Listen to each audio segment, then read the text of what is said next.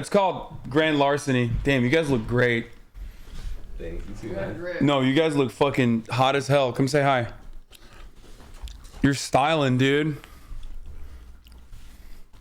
Styling and profiling.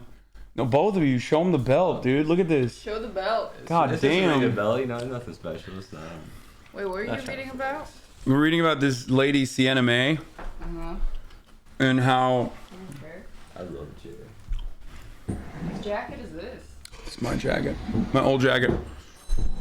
I'm reading about this lady named, this TikToker who just turned 18, whose name is Sienna May, who... Here, just pull it up. Pull it over. I mean, you guys don't have to stay if you don't want to. I'm just... You guys gonna go soon? No. We're in no rush. Oh, okay. No water. Yeah. Here. Just don't show it. Why? Because there's an address on the... Wait, can you summarize for the fifth time? What? I wasn't paying attention every time I asked.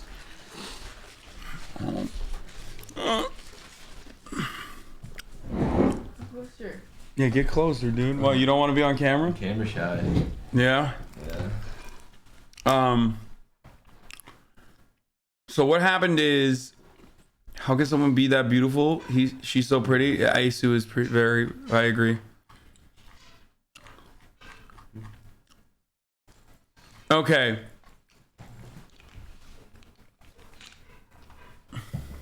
Wait, can you summarize? For Okay. the sixth time? Okay, so there's a TikToker named Sienna May.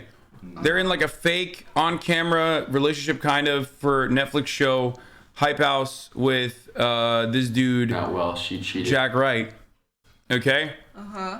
Turns out that she is like super predatory. She gets caught on camera behaving in a really predatory manner towards him. Okay? He's got like millions of fucking views and stuff. This dude is like trying to stop her over and over again from like basically assaulting him, sexually assaulting him every time he's sleeping or every time he's like drunk and like passed the fuck out. Ultimately, chill with the gum, big man. Dude, shut the fuck up, bitch. Yeah, get his ass. Yeah, I just permanently banned him.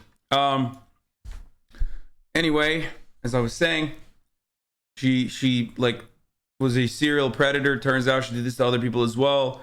He was like trying to get her to stop, and he didn't. Or she didn't, and like she like lockpicked his fucking door when he was in the shower. What the? She would get like naked and like lay in his bed, and he was always like, "No, I don't want this. Get away from me." And also, on top of that, when it originally came out, where's the dance video? Give me the apology video link again, chat. She jumped out of a moving car. She did a whole bunch of shit. Wait, so does she still have a show? I think the show already came out. The Hype House Netflix one already came out. And then she did this. I decided to apologize. take a month off of social media due to the negativity surrounding my platform. It was honestly one of the most difficult times in my life for many reasons. But through struggle, I found clarity within myself. How old is she, 18? And with who I want to surround She was 17 here, but like she just turned 18. myself with. My purpose in this life is to create. And whether that's silly TikTok dances or showing unedited photos of myself, creating and inspiring is what fulfills me. Oh, apparently they edited her. Oh, they edited her out of the Netflix Hype House already. I know that this is why God and the universe have given me this So they platform. took away all I preach of her self-love, interactions? but that takes time and patience. Now, But this is like when it first came out, right? This is when it first came out that like she was being fucking creepy, and at the this time they is didn't July. realize it was like sexual assault. They were just like, or was this after like the video? Was this after the video came out that it was like the one where he's like drunk and she's like straddling him? It reminds me of this other TikTok couple I saw. They used to make these relationship TikToks, and then he killed her. What? And then because What the fuck? I don't remember what the name was. I think he made this TikTok. It was like when you're in a drama-free relationship, and then he put a spying program on their 4-year-old's iPad and then caught her talking to another man, and then he killed them both. He's in jail now. Bro, oh, is it this Skyrim TikToks guy? Oh no. There was another TikTok couple, right? There was a gay couple as well who just like. Is it this one? TikTok star accused of double murder? I think it's that guy, yeah. Ali Abulaban is a husband and a father who's widely known as a TikTok star. He's accused of double murder. Bro, what the fuck? What the fucking fuck, dude? Yep. Oh my god. Do you know him? No. Oh. I just said, oh, because he looks creepy in that photo. Okay. Why would you know him? I don't know. I thought maybe you like. Oh, that's my favorite, dude. I love. maybe you came across his stuff. No, I love his TikToks. I'm a big fan. Oh, I was yeah, wondering why he stopped he posting. doesn't upload anymore. Yeah. Jesus Christ. Oh, Jesus Christ. Skyrim IRL TikTok star arrested, charged with murdering. I guess he made Skyrim. Oh! God. Oh my god! It's demonic. That's a deliberate choice to use that photo. That's fucked up. Jeez, how do you always do this? What? Like every time we're just like having a normal conversation, and then you come in and you just like drop bombs, like just of awfulness. Creepy, insane TikTokers, the darkest TikTok iceberg. Dude, I don't want to. Okay, I kind of do want to know. Like, oh, we've seen some of this, right? Didn't we look at this? You should just delete TikTok from the collecting your username and I agree, dude. I fucking 100% agree on this. Where am I gonna the surface, faking disabilities. There was an instance last week where this girl on TikTok did some detective work and found out that the account had adopted and disabled child was actually a guy pretending to be disabled. For what? I'm assuming for clout and then collecting donations afterwards. All credit to her because she actually found out that the that quote-unquote reminds me of the disabled guy man in that the streamed in a wheelchair, and then one time he got mad at a game he was playing, and then he just stood up. Away. Yeah. Wasn't that guy? Okay, you know what I heard actually? That guy like actually needed like a wheelchair still, but he like exaggerated his need for the wheelchair. Wow. But actually he still needed a wheelchair, but like cause what's up? He's mad I didn't eat the salad he made. Why didn't you eat it? I ate the chicken and it was a lot. It was enough. Why do you only eat chicken? He was hit by a car, then recovered. I don't know. I just like it's good. Okay, let's see the video. Rest of Is a soccer player for a Norwegian football team. I don't know what goes on through your head to say, you know what? Okay, that's crazy. If you're like already a fucking high profile athlete or like relatively mid to high profile athlete, and then you're faking a disability, that's crazy. Fake a disability today and post it on TikTok. Eventually, your friends and family will find out, and if not, then a random girl on TikTok will. Lopez brothers. Okay, I honestly don't want to waste my breath on these fucking idiots, so I'm gonna make this one really quick. No. Yes, they are both guilty of soliciting. Oh, this is the helicopter dick kid. What? Yeah, bro, this kid, that one on the left, that he would like literally send his like dick helicoptering, like he would do like a fucking. Does that hurt? Like no. Oh. He would like windmill his cock to like 14-year-old girls on Snapchat and shit. Yeah, not great. How old is he? He was like 23 or something. Oh, Wait, God. what? I thought he'd be like 17 or something. Isn't this the helicopter guy? You can't be saying stuff like that with a mustache like that? Yeah, okay, well, he's in jail? Yes, No, he's there not. is proof. She's 14. And you are how old? 23. Oh my god. You know what can happen to you? I do. You can end up in jail. I mean, you should. I think not could. It's, Yes, for some reason. It's more should than could. But they didn't go to jail, right? What the fuck happened? Why do you know it doesn't hurt? Yeah, I mean, because I've done it. Not to like fucking people, but done it by myself. Little girls still love them. They still simp for them? Jerobe was a TikToker. Wait, how did he not go to jail? Dude, Donald Trump should have banned TikTok. It would have been so sick. Oh yeah, didn't he say he was going to? Yeah, he was. He still posts on TikTok. they're still killing it on TikTok is insane. That's foul. The girls dropped the charges. Wait, what? I think they got bribed. Yeah. Wait, hold up. You can't, like, I'm pretty sure it's still a fucking crime, dude. Like, what the fuck? People literally go to jail for, like, sending each other as minors when both parties are minors. Like, people get in trouble. People get in legal trouble as two minors sending each other nudes when they're in a relationship is, like, still fucking, still technically considered trafficking child pornography. You know what I mean? So I'm pretty sure you still. Oh, they sued with a civil suit. Okay, that makes sense. Why you should Chris Hansen him? No, I hate. Damn. Oh, dude, obviously, That's like, I hate weird. pedophiles, but like the fucking pedo hunter community is just like weird as fuck too. A lot of those dudes are fucking weirdos, dude. They pose as like minors on the internet. Oh yeah, they do. It's like automatically you're just, what are you doing? That's so strange. Don't do that. It's LARPing. Yeah, people literally become sex offenders for drunkenly pissing too close to a school. Like, and meanwhile, this dude was just like straight up fucking sending his news to 14-year-olds, and the government didn't do shit.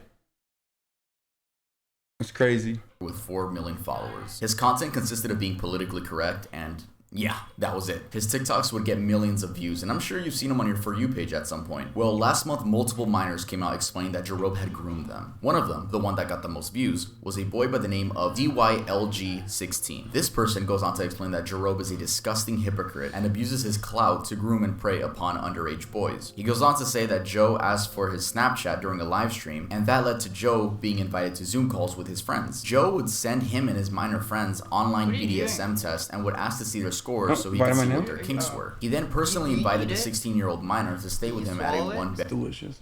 Oh. I You wanna like try eating, some? I like eating my skin. Yeah. Yeah, I mean, I think cuticles. the skin is like. The cuticles are really I think cool. they're more delicious because they're softer. No, cuticles are harder, so it's like very. No, the skin. It's very exciting to like be able to peel it off. It's so dope. Okay, but like the nail is very like brittle and it kind of like gets sharp, you know. You have to like. No, chew it. cuticles. Like, look, you see this? Like, you see this like white, like hard. Oh, you're not actually biting the nail itself. No. I mean, I bite my nails too, but Oh. like the cuticles are the best stuff. Ah, Yeah, you it's see so that? red. Yeah. At least I only do it on one finger. You just do it on I one. just do it on my middle finger. It's so weird. They just do it on one. All your other fingies have so much. Yeah, that's true. There's so much. You should just start looking at your other fingers as also delicious treats. I've been No, trying you chew your so nails. long to get her to stop doing this. Well, oh, you don't chew your nails? You're not a nail No, you chewer? I mean, Yeah. I used to bite my nails, but I stopped. But Damn, you have beautiful hands, dude. Show them those hands. Show the camera those hands, dude. I hate my hands. Come on, Gamer dude. hands. I have gamer hands. They're really No, screwy. Wait, let me see. They're Skilled just like hands. veiny and the shit. Hands I have like are old man skilled. hands. I don't know. I don't What are like you it. No. talking about, dude? It's like You got nice hands. you got vascular hands, but like your nails are pretty. I mean, they're okay. I mean, that's what happens when you don't buy them. You know, that could be you. You could have some nice. I don't hands. really care. Like I don't give a fuck. True. Show hand. I showed you mine. Yeah, he's just not. He's saving it for the only hands. My hand. He's like not My gonna show hands you. be Sexualized. Don't you fucking For free, don't you do you the know? don't you when you're cracked on fucking Apex, don't you like do the keyboard camera so people Keyboard. don't I mean, so people don't want accuse it, you of but cheating? That's why I gotta save it for the only hands, like you said. Oh my god, you should do a And give me, like, subscriber only free stream. looks like that, you know. Yeah, you do a subscriber only stream where you just do your hands. Yup, true. He's saving his hands for marriage. Oh. Bedroom. Okay, anyway, let's get back to He this even rumor. offered to buy him alcohol, and if that wasn't damning enough, Jarob ended up deleting his account shortly after these allegations came out. Bro, if there's one thing I don't like, it's fucking groomers, bro. Get the fuck out of here. You're weird. Wait, You're he's weird. talking about the brothers? Weird. No, he skipped the brothers. He's Oh, like, there's so much because there's so much fucking creepy shit on TikTok, just like every other social media, that mustache predator coerces young streamer to expose hands on stream. Why did you keep your mustache? What? Why did you keep your mustache? I don't know. I like it. You don't like it? Okay. I like it. Anyway, let's continue. Funky. Cartel TikTok. Cartel TikTok is a series of TikToks Ooh, that okay, display Cartel TikTok is dope though. Is he gonna shit on Why? Cartel Why? TikTok? Is it really It's not dope. It's terrible. It's really bad. I hate. It reminds me of Funky Town every time I.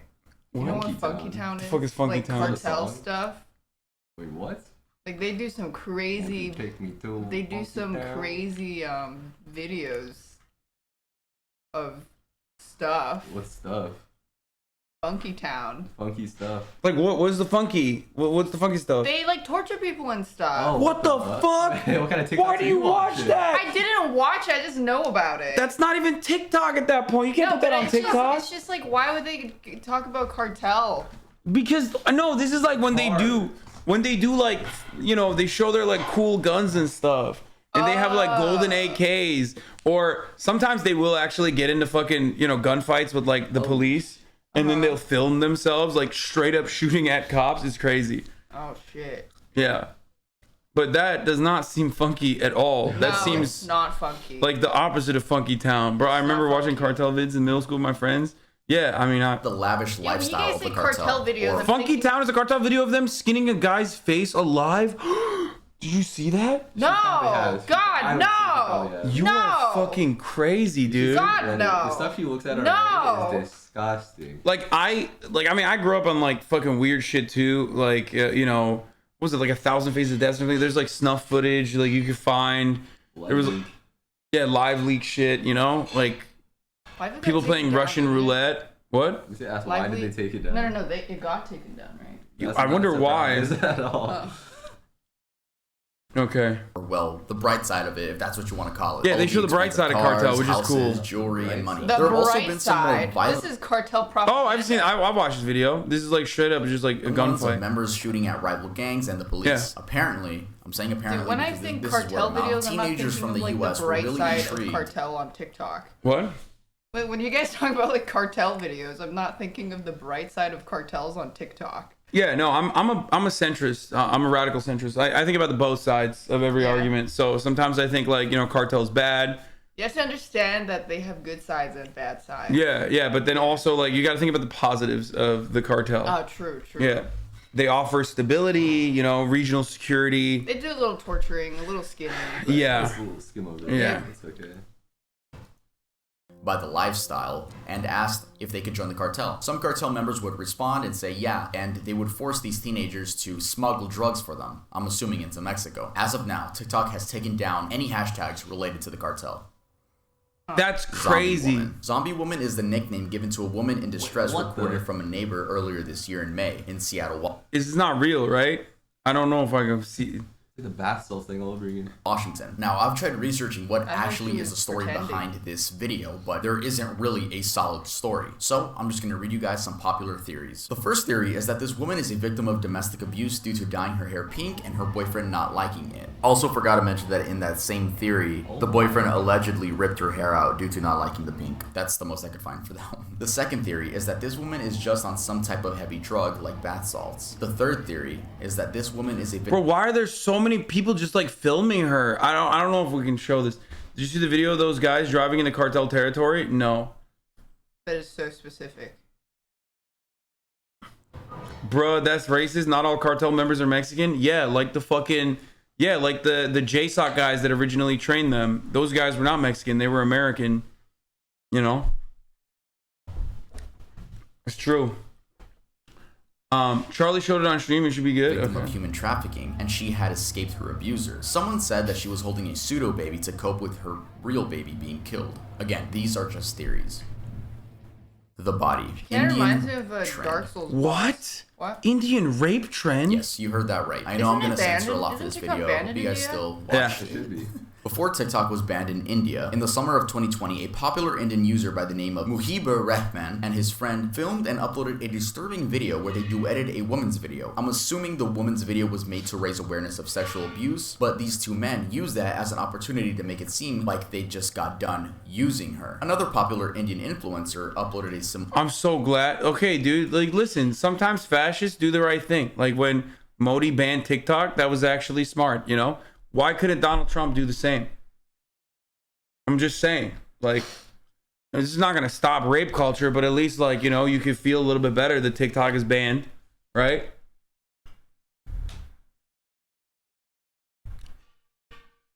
When even Dav is making a face, you know it's dark. Oh my god, they know you as like the fucking person who stares at death.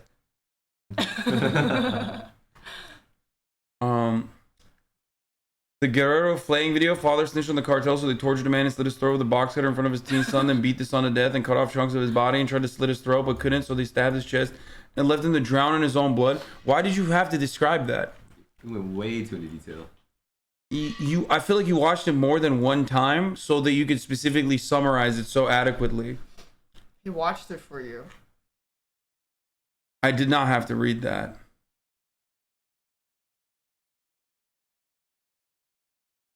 Damn. Okay, no, the cartel stuff I see is like fun stuff. Like they just show off their guns and stuff. You know what I mean? Where they're like, yo, look how sick this gun is.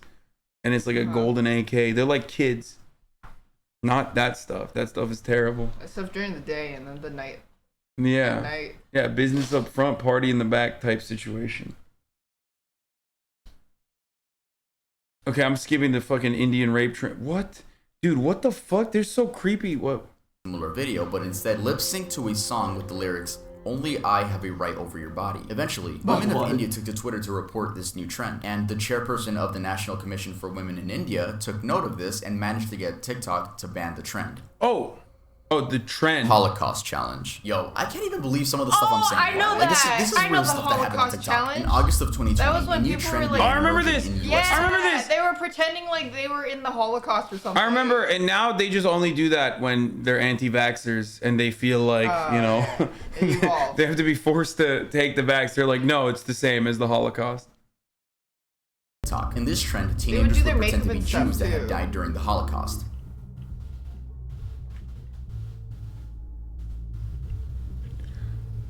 Bro, I really do think like there's just something, there's a lot of mental illness in the next generation. Like other than what you have, you know what I mean? Like I'm talking like way like, and they just, instead of dealing with it in a healthier way, I feel like they're just dealing with it by doing this, by posting. And it's the worst way to deal with it because then everyone else is basically like, oh no, that's great. Here, like I have the same kind of mental illness as well. So they upvoted. So then they all are becoming like, They just make it. they're all becoming like Trisha Paytas's of the world. You know what I mean? Like it's just like, I don't know how to describe it other than like people have just, you know, they are not doing a good job dealing with their mental health problems. They like the boost of clout that it gives too. You know. Social media injected in their veins.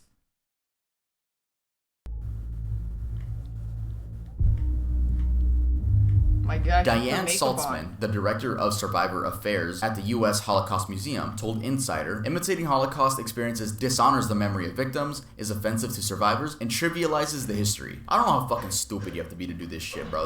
That's just weird and disrespectful. Fucking weirdo. I like that I could shit on these people and like there's no backlash because they all do stupid shit. Give me more ideas for Iceberg Part 2 for TikTok so I can shit on more people. Ronnie McNutt video. In 2020, normal TikToks would be posted onto the app. Well, that's what people thought. Until the TikTok would then cut to a clip of a man shooting himself in the head with a rifle. Well, he actually shoots himself in the face, not like right here. I'm sure you guys have probably seen the video. These TikToks were disguised as your average dancing videos, memes, K-pop. What? They did this? Yo, that's so fucked up. I mean, that's like, that is literally, that's like old school internet shit. Yeah, it's kind of funny that like, that's just kind of what happened. it's kind of funny that they literally just like, that psychotic bullshit never went away. Like, you know what I mean? And they basically just like adapted to TikTok. Yeah. And no, it's not like Rick rolling. People used to do like this gore shit too in other parts of the internet as well. It's like, yeah, it's just, 4chan reruns for the most part. Fan cams and everything else, but were meant to traumatize kids on the app. In case you're wondering exactly who started making these videos, there is no lead, but I'm sure we can all assume it was some edgy teen who just wanted to make some kids' days that much worse. The man in the video is Ronnie McNutt, age 33. A friend of his named John Steen, who was a live viewer of the stream, confirmed that the rumor of Ronnie doing this, quote, because his girlfriend broke up with him, is entirely false. He explains that Ronnie did this due to suffering from PTSD and depression. TikTok beheading video. What? He's not gonna show it, right? Clearly not. In the summer of this year, a video began circulating on TikTok that showed a little girl dancing and then cut to a video of someone getting beheaded. We're assuming it's the Mexican cartel because they are speaking Spanish in the video. Everyone assumed this person in the video to be her. Well, spoiler alert, it's not. They're two different people. It's just a random girl and it cuts to a Mexican cartel video. Like the Ronnie McNutt video, this spread like wildfire. I'm sure people would just post the video itself or like cut the clip into a normal TikTok and trick people into thinking they're watching a normal TikTok, and then it cuts to that clip. Anyway, like I was saying, the girl dancing and the person in the other video are not the same person. That person is a man, but Bro, what What the fuck? you spat on me? by the name of Rodolfo Bellucci, which coincidentally has the same body type as the girl. If you're wondering how a tween girl and a grown man were mistaken to be the same person, well, almost all gore videos seem like they're filmed on a fucking Chromebook, so the best you'll get is 360p. Yeah, why is that? Cassie Compton. In January of 2021, a video posted on TikTok went viral due to showing a woman sitting in the backseat of a car. She had two black eyes and was slumped over staring at the camera, almost silently pleading for help. People compared this woman to Cassie Compton, a 15-year-old who disappeared from her. What the fuck? This is like creepypasta shit, but like real life. I don't know who that is. I don't know, but it's like very weird, dude. Her home in Stuttgart, Arkansas on September 14th of 2014. Though these were later found out to be two completely different people, and the woman in the video was confirmed by family to be Haley Grace Phillips. She had been reported missing by a family member who saw the video, but on her own account had just left home due to a falling out with her father. So, you know, she didn't think she was missing. She just like left home. Okay. She went on to host a few Instagram live streams where in the first one she says, "I don't know who this Cassie bitch is," which already gave her a negative look. And when asked about the black eyes, she explains that she had been jumped and robbed by two women when leaving the store. Yo, a similar thing happened when people like started getting mad at her, like in the same way that they got mad at her. There was this, remember when the Wayfair shit was popping off also on TikTok, when everybody thought that like Wayfair, people were using the Wayfair website to like traffic children? Oh yeah. And of course, like a lot of these circumstances, like where, you know, people go missing, like kids go missing, it's actually just like this Haley situation where like the person just leaves home and then a panicked parent decides to like, you know, inform the authorities. But the overwhelming majority are like custody battle cases where like a father of the child will like take the kid away from the mom, or, you know, and that stuff is like traumatic too. But they make it seem like 800,000 kids are being trafficked a year when the real number is I think 8 or something. Yeah. Like the actual like trafficked by someone that is random, like, you know, they stole your baby from the street.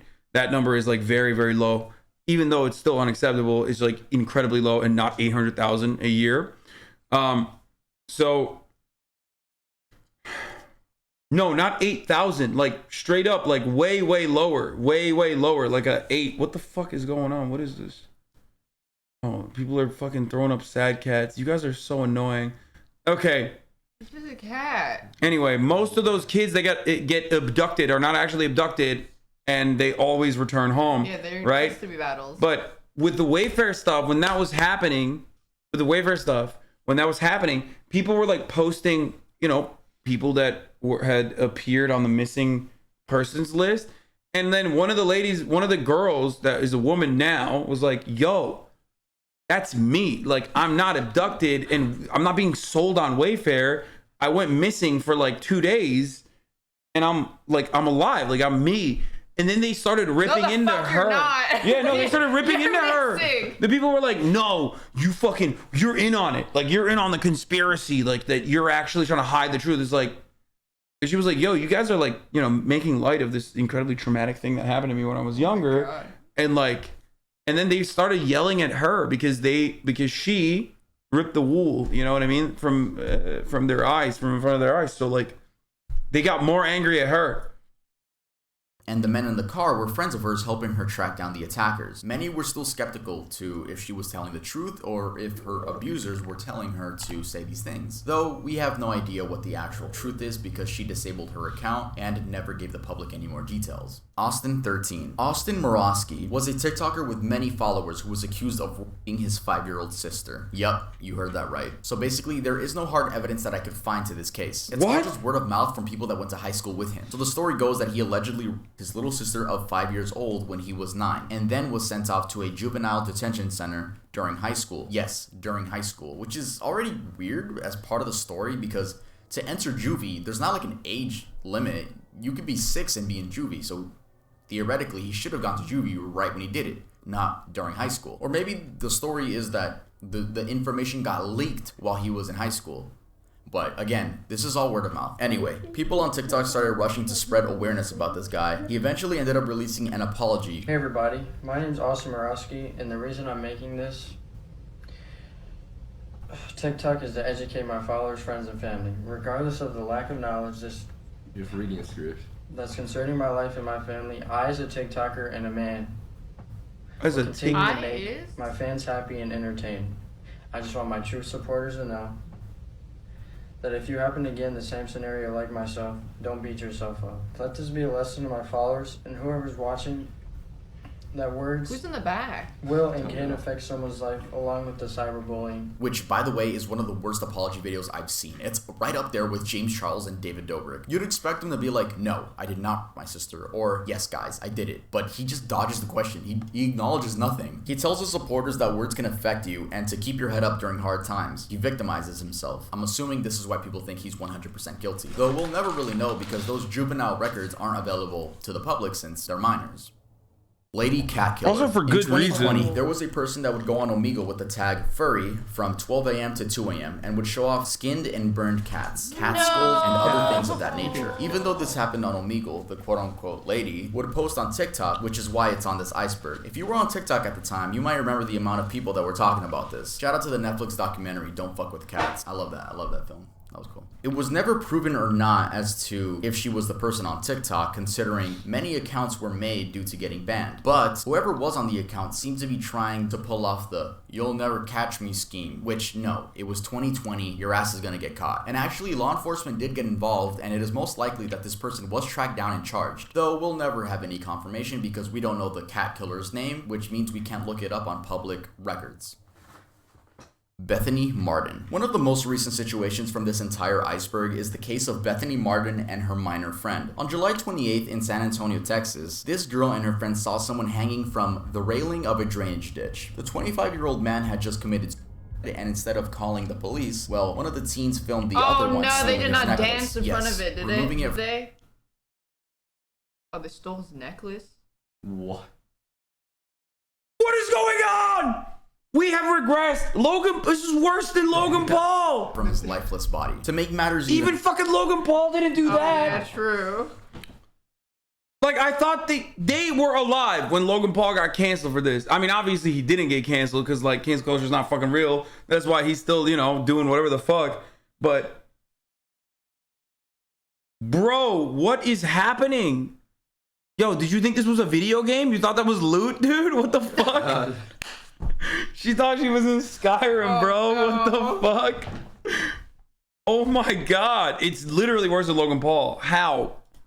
Even worse, they filmed it and posted it on Snapchat. I have no idea how stupid you have to be to film yourself committing a crime. I mean, because if you think about it, they could have gotten away with it. And I'm not condoning them getting away with it. But seriously, how stupid, like, don't film it? Again, I'm not condoning what they did. Good that they got caught. I'm glad they were idiots and filmed it. But like, bro, y'all are stupid. When asked by the police why she stole the necklace, she says that it matched her fashion style. Honestly, I didn't expect any better reasoning from this girl. Bro, what the fuck? Like, I thought this...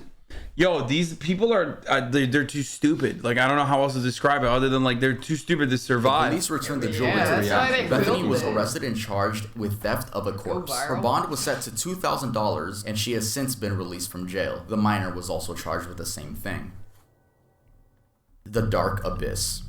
Zachary Lathan. Often dubbed the TikToker who killed his neighbor for clout, Zachary Lathan did just that, though whether he did it for clout or not is unknown. Here is a rundown of the story. Zachary had been having problems with his neighbors due to driving recklessly in the neighborhood. At one point, he films a woman that's part of the family and calls her a Karen repeatedly. He then allegedly swerved his car into their son's bike while he's biking. Eventually, the family's son and father confront Zach by going to his house, and meanwhile, Zach's wife is recording everything. Yeah, the dude had a wife at the age of 18. Anyway, Zach ends up going 8. No, that's military kid. Like, that's, look, I mean, classic. House, and meanwhile, Zach's wife is recording everything. Yeah, the dude had a wife. Classic. That's classic. That's why he was already married. At the age of 18. Anyway, Zach ends up going 8 mode and stabs William in the armpit, puncturing his lung, killing him. People say this was an attempt to gain TikTok clout since the wife was recording, but I personally think it's just a man with mental and anger issues not knowing. Oh my god. Get called stuck up, always loud, chair force. Oh, wait, geez. He made army TikTok? Yeah, he made like Air Force TikToks. See, he's also, mad that people call him chair the force. The argument that he did it for clout is odd considering the dude he killed came up on his property first. You would think that he would go to the neighbor's house, kill him over there. But no, the people came up to his side. And I'm not defending it again. That kid's a fucking idiot. But yeah, rest in peace to that man. Rest in peace. Joseph Jimenez. Another recent event from this list is this Joseph Jimenez movie theater shooting. This happened last month in California. Anthony Barajas, a 19-year-old TikToker with about 1 million followers, and his friend Riley Goodrich went out to watch The Forever Purge, where they were shot and killed by a 20-year-old man by the name of Joseph Dumbass Jimenez.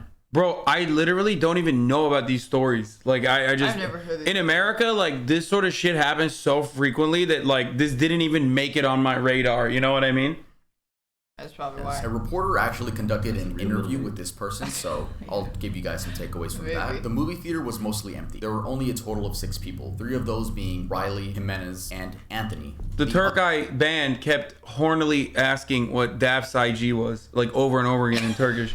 That's why I banned him. The other 3 were Jimenez's friends. Halfway during the movie, Jimenez went to go get something from his car, and he told his friends that he came back with a gun. In the article, it says that his friends left the parking lot. I guess they were just like weird. They were just fucking scared. They went to the parking lot. Then they see Jimenez running to his car, getting in, and speeding off. The bodies of the 2 teens weren't found up until the cleaning crew came up, which is odd. Like, no one heard a gunshot, like 2 gunshots in the movie theater. Anyway, both of the teens were killed execution style. So Jimenez went behind their seats, aimed his gun at the back of Anthony's head, and shot and killed him. When he killed Anthony, Riley reacted horrified, and then he shot her in the head as well. Riley died at the scene, and Anthony was on life support for a couple of days until eventually dying. When explaining why he did it, he says that voices were telling him that by killing both of those 2 teenagers, he would be saving the world.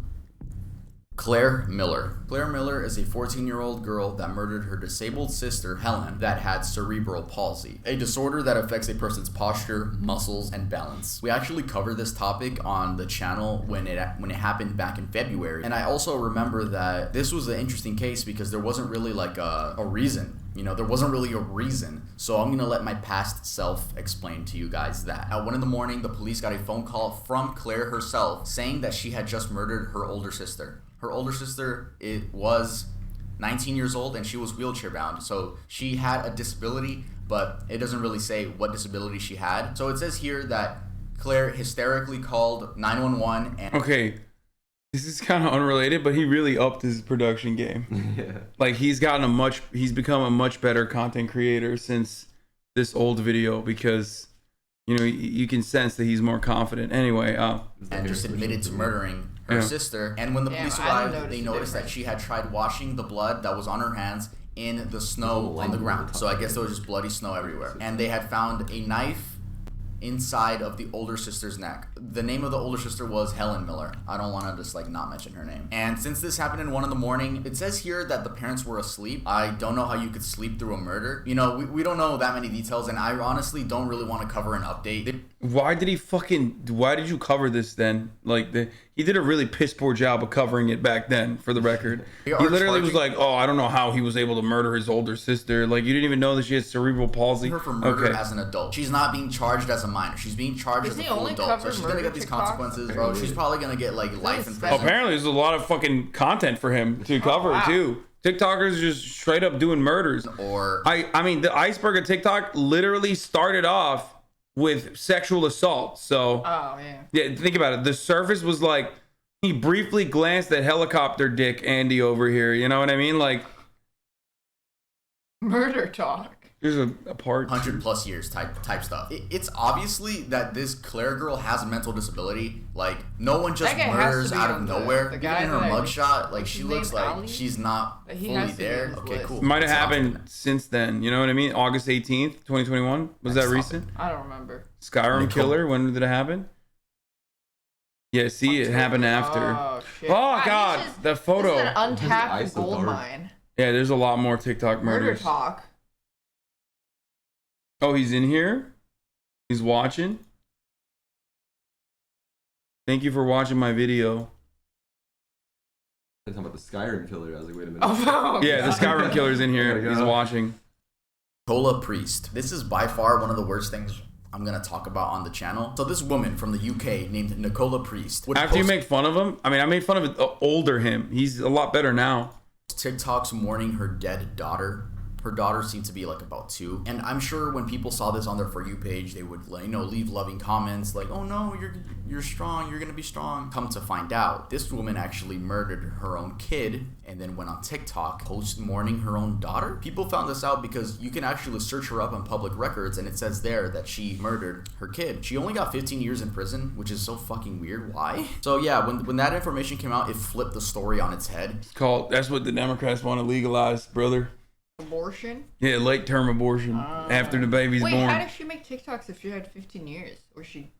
I mean, I guess she got out of prison and then she was just doing TikToks about how her baby died. Oh. Now people see this woman as a demon because that's what she is. And if you go back and watch some of the videos, her account is still up, by the way. If you go back and watch some of the videos, it's so fucking creepy seeing, like, just knowing what happened and then seeing that she's acting like she didn't fucking kill her own daughter. Oh. Oh. He add that music. Oh no.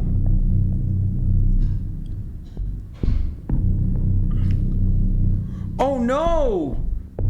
Yo. CP. I'm not gonna explain what CP is, but CP is available on TikTok. Whether it be creeps, Okay, dude, come on. He's not gonna fucking no shot. paying little girls to message them, or little girls going out of their way to show off their queefing skills. Oh no no no no no no no no no. We're done. We're done with that. We're done with that. We're skipping. There's no way he shows it. I mean, it doesn't matter. I don't even want to fucking hear about it. Okay, part 2. Hey guys, welcome back to another video. Today we're going to be talking about the darkest TikTok iceberg, Where does his Here, hair switch up go? the- faking Again. disabilities part. Oh, the Skyrim killer didn't make it. This is September. Yeah, he didn't make it Last again. time we talked about faking disabilities, we spoke about this man that was just pretending to be disabled in general. There was no specific disorder that he was faking. It was just, he didn't even explain it. I just didn't want to even think about it. I didn't want to even think about it. Yes, I did offer Queen water. She's drinking. Do you want something to drink, by the way? Oh no, we're just sharing this water. Oh, okay. See, the Queen and the King both got. That's how water. bad We it have was. to But you share guys were what telling me in the little comments that water a lot of is people small. fake Tourette syndrome and tough multiple out here. personality disorder, aka DID. I always knew about these, but the reason I didn't include it in the original video is because I didn't want to call anyone out in case I called out the wrong person, and let's just say that person actually does have Tourette's. I would look like a horrible person. But luckily, someone was called out, and they were called out because they were faking Tourette's and they were caught. A user by the name of @TixandRoses Hey, I was know caught this. faking Tourette's. So this Yeah. person would make I TikToks remember this showing too. their daily struggles dealing with this disorder. Though when they had a tick attack, this person was smiling throughout the experience. If you know anyone that has had a tick attack, you know that it's a painful and irritating experience, not something that you smile about and get giddy about. Anyway, this person was found out to be faking this because 1, people with real Tourette's were calling them out, and 2, they had a second account focused on crystals, energy, and astronomy, where, surprise, they had no tics at all throughout these TikToks, and the live streams on that TikTok account. Eventually, their sister posted on Reddit explaining that they had never shown any signs of tics as children. She goes on to explain that they want nothing to do with the family anymore. It's always their but family they member. are mentally ill. Now, in the case of multiple Yeah, it's always like it's a different mental illness. Like, there's not a lot of people that like fake having like this sort of disorder or mental illness just have a different kind. I think personality found out disorder, she aka faked something else dissociative before, identity too. disorder. There are a bunch of posts on the subreddit called r/fake disorder cringe, where a bunch of users are being called out. However, I'm not going to be calling out any specific users for the multiple personality disorder because I simply don't want to. But what I will say is, if there are people faking Tourette's, I'm sure there are a bunch of other people faking all kinds of disorders on TikTok. Cryptic translations. In late 2020, early 2021, users found out that typing re into the comment section and then clicking translate would lead to creepy messages such as, it's crying, it's weeping. Cry, what is the meaning of the word? It cries out behind you. Suffering, it's all right. At first, I thought people were just changing the code or, basically glitching out the TikTok system in order to make these comments look creepy. But no, it was a genuine glitch that anyone could do. You could type it out and it would translate to that. But trying it out now in 2021, it seems like it has been patched by TikTok. So, I mean, I got it to work on one comment. Someone said, hey, I caught that. Someone said, I fake lactose intolerance, but I just have IBS. Both.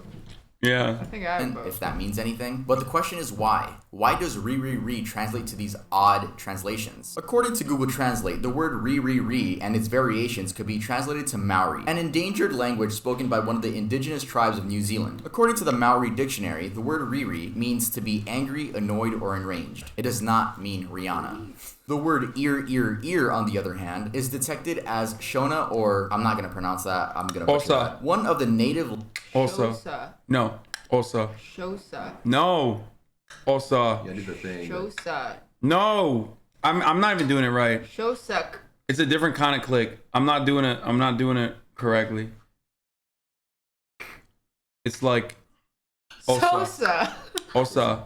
Or is it? Or I can't tell if it's like, is it low tongue or is it like in the back of your tongue? Osa.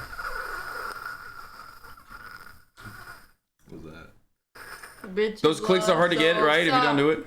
Yeah, it's a language. Osa. languages of Zimbabwe and South Africa. So at the end of the day, it seems like TikTok was going off the Maori definition of re, but it would like glitch out. See, notice like this is one of the worst parts about having like such a fucking woke community is like instead of being like, wow, that's obvious that you know that what that is, they're like, oh, this is appropriation. Shut the fuck up, bitch. Because it interferes with the other languages, leading to some very messed up translations. Confused_me too. Confused_me too is a TikTok account that one of you guys said I should include. So while editing this video, the account actually got taken down. But I think I described it with enough details for you guys to understand what's going on. So I'm just going to put some stock into this as I talk about the account. Also, I really want this in the iceberg because I want to let you guys know to not believe everything you see on TikTok. The account only has 2 posts, and one of them shows someone squirming around in a garbage bag, and the other shows a river. The song playing in the background is I Feel Fantastic by Tara the Singing Android, a video we covered on the Darkest YouTube Iceberg. I've seen this. The watermark says the video belongs to Devin KB816, but it seems that account has been deleted. I do think this is fake because, I mean, come on, it just looks so staged. It's like some teenagers just wanted to prank the TikTok community. And also, oh, you know what I always see on TikTok too? Like fucking, it's always on my For You page for some reason. They'll be like, look at this scream while this guy was like looking at, mushrooms or whatever. And it's always like, it's like fake sounds from like fucking 2009. You know what I mean? Like where there'll be like a fake scream. Like it's very obviously a fake scream. And they'll be like, oh, there's a demon. It's the Wendigo. It's the Wendigo. Wilhelm? Yeah, the Wilhelm. Yeah, it's just so stupid. It's like, and then the guy, it was a buck in heat. Lamau was in the comments. No, it wasn't a fucking buck in heat. No. And the guy goes, "Oop, time to leave." He says something along that line. Like he says something along that, like where he's like, "I guess it's time to leave." What the fuck are you watching on TikTok? Dude, I don't know, just weird ass shit, dude. Yo, I'm waiting for the day when TikTok takes my interests and merges them once again, as it always does. Where like there's gonna be Wendigo OnlyFans girls. You know what I mean? Like it's gonna be like an OnlyFans girl, like shooting an intro to her fucking OnlyFans porn that she's doing out in the wild, and then the Wendigo scream in the background. Brilliant, absolutely brilliant. Because I have like my TikTok idea, like the things I follow on TikTok have merged. Because I look at like OnlyFans girls, you know what I mean? Like I look at like sexy girls, and some of them have OnlyFans, So, and then I look at like weird conservative shit. So now TikTok on my For You page serves me conservative OnlyFans girls. So it's like literally this girl that is doing OnlyFans, but like she's like duck hunting and then getting fucked while duck hunting. So now I'm waiting for the day where, you know, they merge the Wendigo thing with the OnlyFans. It'll happen. Yeah. I don't understand how you don't freak people out. I mean, it's because she's a psycho. That's it. No.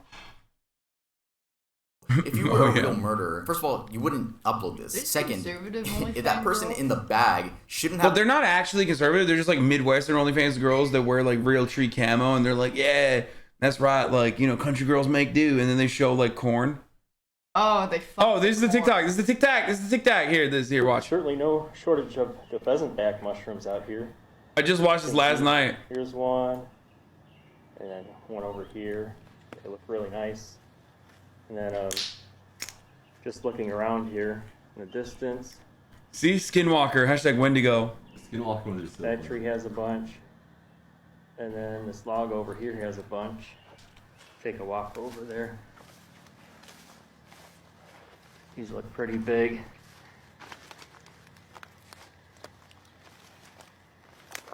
Ah! I think that one is down there.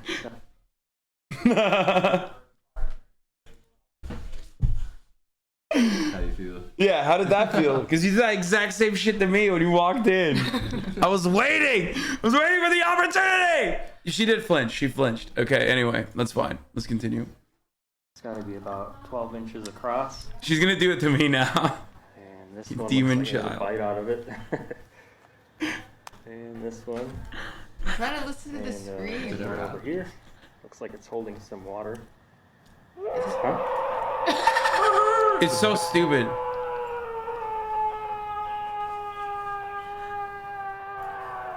And the vocal range. Yeah, it goes from like a demon to like a human yell, right? Make one of these right now. Oh, you should. I think it's time to go. He goes, I think it's time to go. And Why you say it like that? Ah! I think it's time to go. yeah, it's just like, no, it's not a deer, dude. Are you kidding me? That is. No, it's not a fucking deer. That's It's a like buck. fake. It It's like a is. fake. It straight up is like a fake sound, okay? No, it's a deer. That's what deers sound like when they get shot. Sounds like a slowed. Wait, who else is hiding in the comments? I think it's time to go. Why did it sound like a monster at first and turn into sound like a man scream? Pretty sure that's Michael Scott. This is a stock sound of an Albertosaurus from Phil Tippett's stop motion film Prehistoric Beast 1985. Boom. There you go. No, This that's nerd. what- This No, nerd that's just what fucking. deer sound like when they get shot. You Hold go on, like, dude. bam! I love. Ah! I love. Fucking leg. I love. My leg. Wait. Let's see if this is true or not.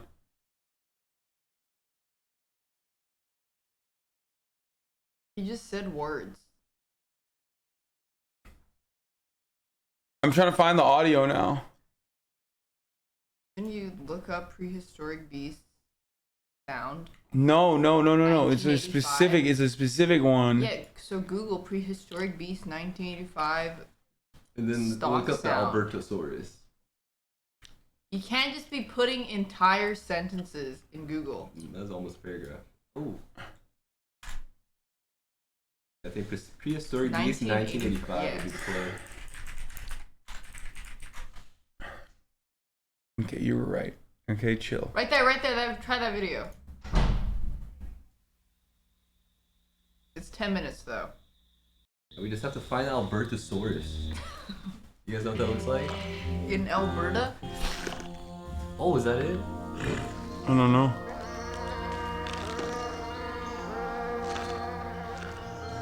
This is cute as fuck, by the way.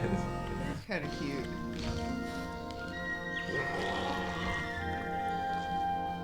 It should look like a T-Rex. Oh.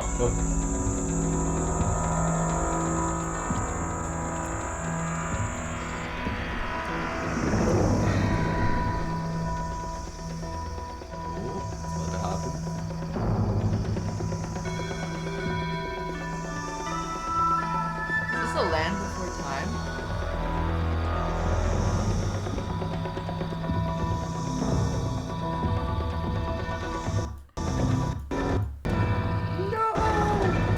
Owned. Wait.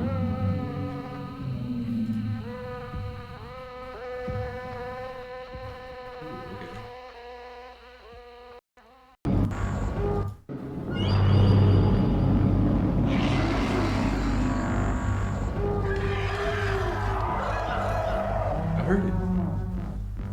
I didn't. I can't believe they ripped off it. I think it's a 752.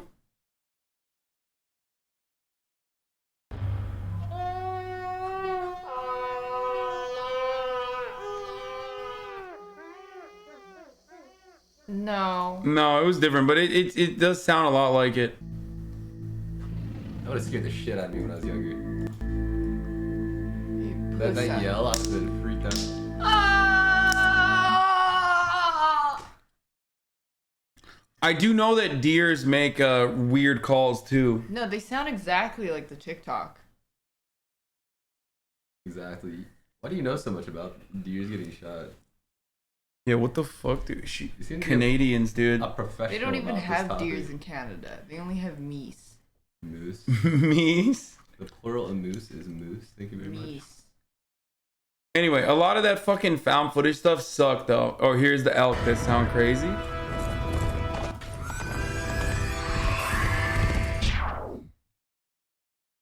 Wait. The ringwraith sound.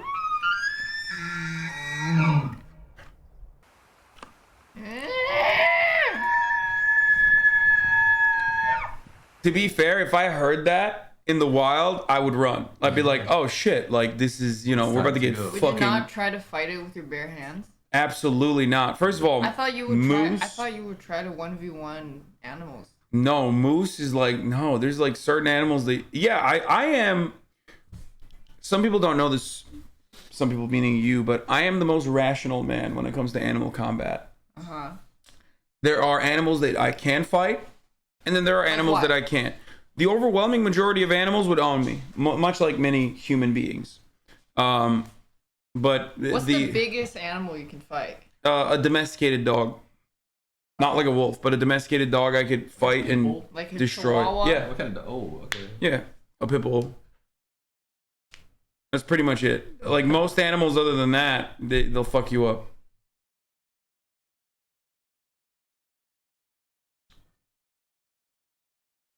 We could do an animal I could fight tier list. But you just said there's none. It'd be a dog. People mistakenly assume that they can take on like apes and chimps and stuff. Those things are strong. Yeah, like They'll monkeys. rip your face off. Yeah, exactly. They have no, like they don't hold back, and they're wiry as fuck. They're super strong. I could beat up most domesticated dogs, 100%. Drop bear was the other day. You guys know drop bears? Oh my god, Those things are you have to be scary. careful of drop bears. The fuck is that? They're in Australia. I've been told. And A they're drop they're bear? Crazy koalas. That How do like you spell? drop down on you? Drop Just bears? Drop bear, yeah. They're just like Oh, what rabid the fuck? It's koalas. like cute as fuck, but so wild looking. Yeah, there's some savages. Ah! There's a mosquito! Ow. I think you missed it. I missed. There's a mosquito. There's a mosquito. Why did you I get don't that think it'll kill scared? you. I don't want to get bit because I'm allergic. I'll get itchy. I don't want to get itchy. Don't most people? I think that's like everyone. It's just a mosquito bite. I don't want to get itchy. Wait, that's not real. They're not It's a real. hoax in contemporary Australian folklore, featuring a predatory carnivorous version of the koala. This imagined animal is commonly spoken that's about. what the Australians want you to think. They're not real. I've been Yeah. That's what the Australians want you to think. Yeah, they're like, come to Australia. There's no fucking drop bears, mate. It's There a are drop koala. bears. No, they're real. It's a fucking koala. There's no drop bears, mate. No, there are. Have their feet not up because real. you can see their skin color. Now It's you not can tell that fucking they're a real. light-skinned person. All the community in that area would have to do is see who's been missing recently that can match that skin color and, you know, probably trace it back. And that was just me thinking about that. Imagine what detectives would be able to do. Another dude I love is the fucking brown dude that wears these same exact glasses that I wear. Is a big beard.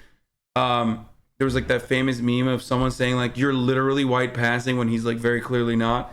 Anyway, that dude debunks shit all the time.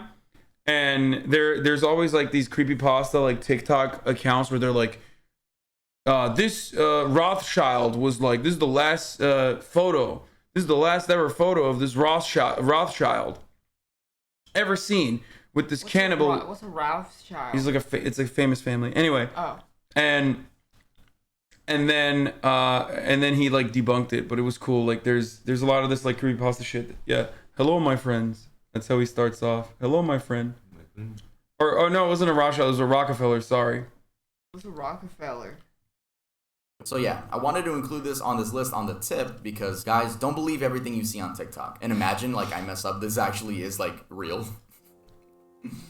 Yeah, this Suffocating guy. flies trend. In 2020, a new trend began emerging. This guy is fire. Well, I don't know why I don't follow him. He's sick. He's dope. Oh, this is literally what I watched. Disturbing backstories.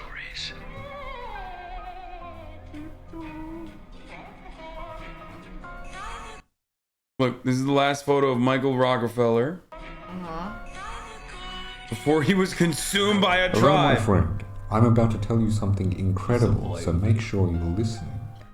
So Michael Rockefeller was traveling through a river with an anthropologist in 1961 when the motor of the boat broke down. After 24 hours of them stuck on the boat, Michael decided to jump into the water and swim to shore. And that was the last time anyone ever saw Michael Rockefeller. The anthropologist on the boat was fortunately later rescued. And so the theory was that the Asmat tribe, who were known to be cannibalistic, who lived on those shores, consumed Michael. At least that's what we thought. But here's the incredible part. 9 years later, National Geographic was filming the same tribe, but from far away. They were watching the tribe row their boats. Now here's the footage of the tribe. Did you manage to see it? Let me show you again. There was what appears... I looked this up and the guy tried to swim 12 miles to the shore. There's no chance he made it. He made that swim in those waters. I mean, but they clearly could have fucking picked him up because they're rowing their shit. To be a European man rowing alongside those tribesmen. This is the only footage that exists, the only piece of evidence showing a white man amongst these tribesmen. Unfortunately, the footage is too grainy to be 100% certain. But my guess is Michael Rockefeller never passed away in 1961.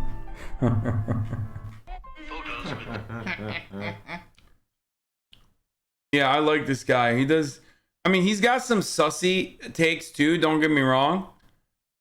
I think sometimes he does like sussy shit, but ultimately he's like very interesting. I'm a fan. You know? Hello, my friend. What is this? The new council attacks?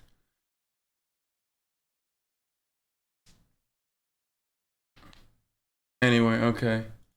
Let's finish this video. Oh my god, I forgot to show you the fucking dancing TikTok after this. Emerging where users would trap flies in syringes and squeeze the bottom, alluding to the idea of the fly being squished to death. That's you.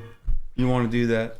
Most of the times they wouldn't squish the fly, at least on video, but sometimes they would actually post it. This is a rare case where someone actually claims they made the trend. The user goes by DJSHBDBDB, and his bio read, "Squishing fly at 50k. I really started a fly and syringe trend now." This user has since changed his name and gotten banned due to violating community guidelines. I saw some people arguing in the comment section saying, wow, Gen Z is so soft, we're really protecting flies now, but like, that's not the point of the argument. No shit, we all kill flies when they're flying around in our room. But it's just really stupid when people do shit like this for clout. Like, dog, everyone kills flies, but it takes a special kind of person to trap a fly, put it in a syringe, start squeezing the bottom of it, and then post it for TikTok clout and make your bio, "Squishing fly at 50k.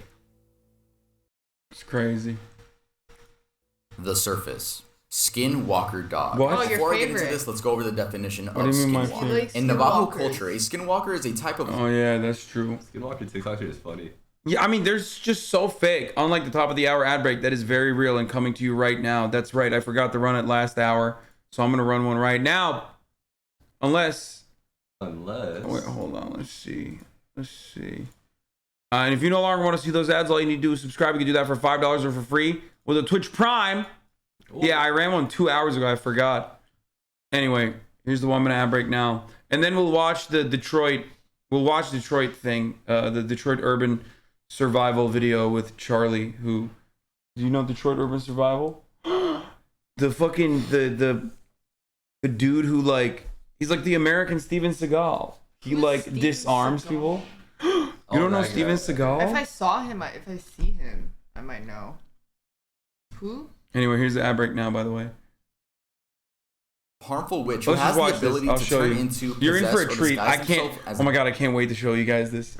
Very good stuff. It's very good. Animal. One day, a woman posted a TikTok of her dog opening the door from inside the bathroom. She screams, "Oh my god," as the dog looks at her and closes the door again. The comments were full of people telling her that her dog was a skinwalker. Look, if the doorknob was spherical, then yeah, I would be creeped out too. But the owners then showed that the doorknob was one of those lever type doorknobs.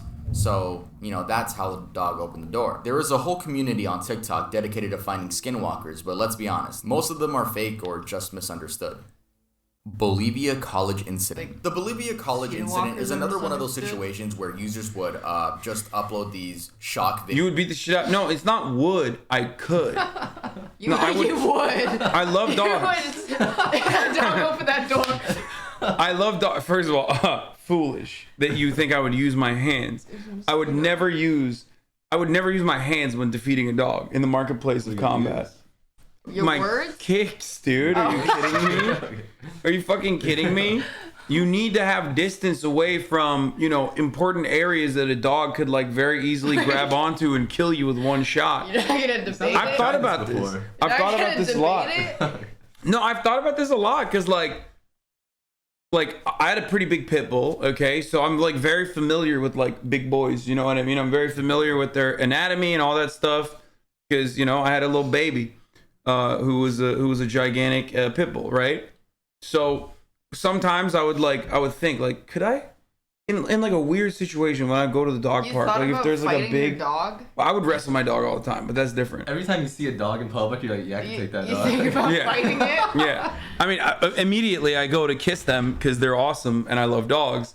But in the back of my mind, I'm like, I think it comes from a place of respect too. They respect me as the alpha when they see me because they know I have the confidence of a man who could fight 1,000 dogs. You know what I mean? They look at me and they go, wow, like I'm gonna act right. I'm gonna act right around this man because he looks like he knows how to do combat with a dog. Do you help the dogs or something? How else do they respect you? No, that's not the only way to get respect from a dog, dude. You fucking weirdo. No, it's your confidence.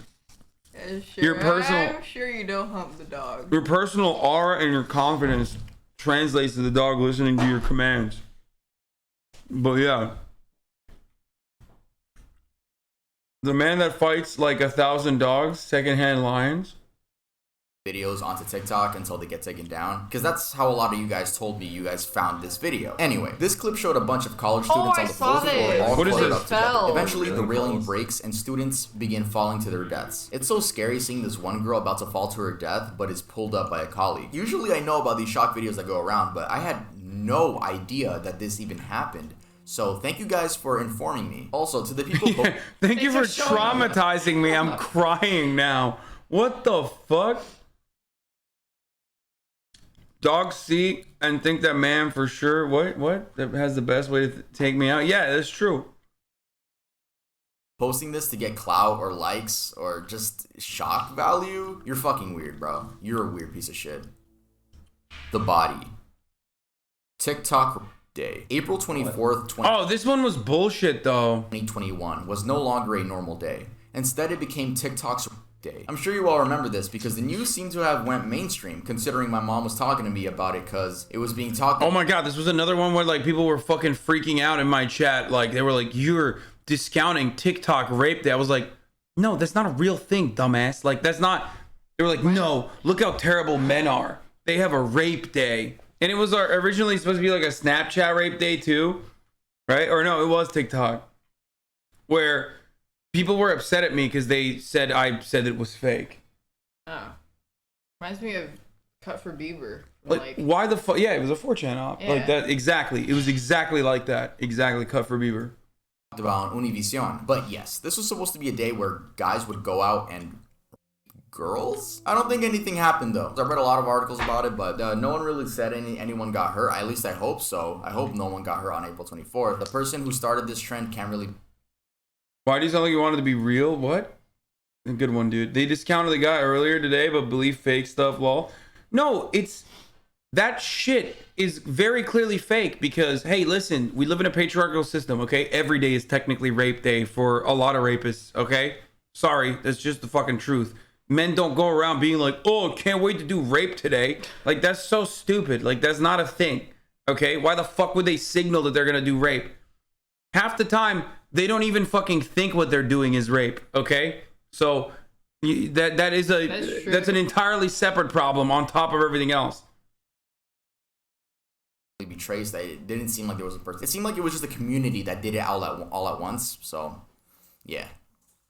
Update on cat killer's identity. In part 1, we talked about the lady cat killer that would go on Omegle with the tag furry from 12 a.m. to 2 a.m. and would show off skinned and burned cats. She would also go on TikTok basically having fun that she wasn't caught. And in the video, I said that the authorities did get involved, but I did not mention who she was because I thought the internet never found out, which was stupid of me because this is the internet. The cat killer was found out to be Crystal Cherica Scott, a 19-year-old woman in Indiana who apparently sold... Bro, sometimes when they show these people, okay, and they're like, this is a 19-year-old, I'm like, damn, bro, that is like... Bro, she does not look 19. Wait, they're 19? Hold on. Yeah, what the fuck, dude? She looks like she's like 37. Animal crush videos. Specific. Bro, Indiana is just rough, dude. There's some in the water, there's some in the air, you know? It's just like, From Indiana. I'm from Indiana. yeah, well, you have baby hands, so you survived Indiana. I'm blessed. You got out early. You got out early.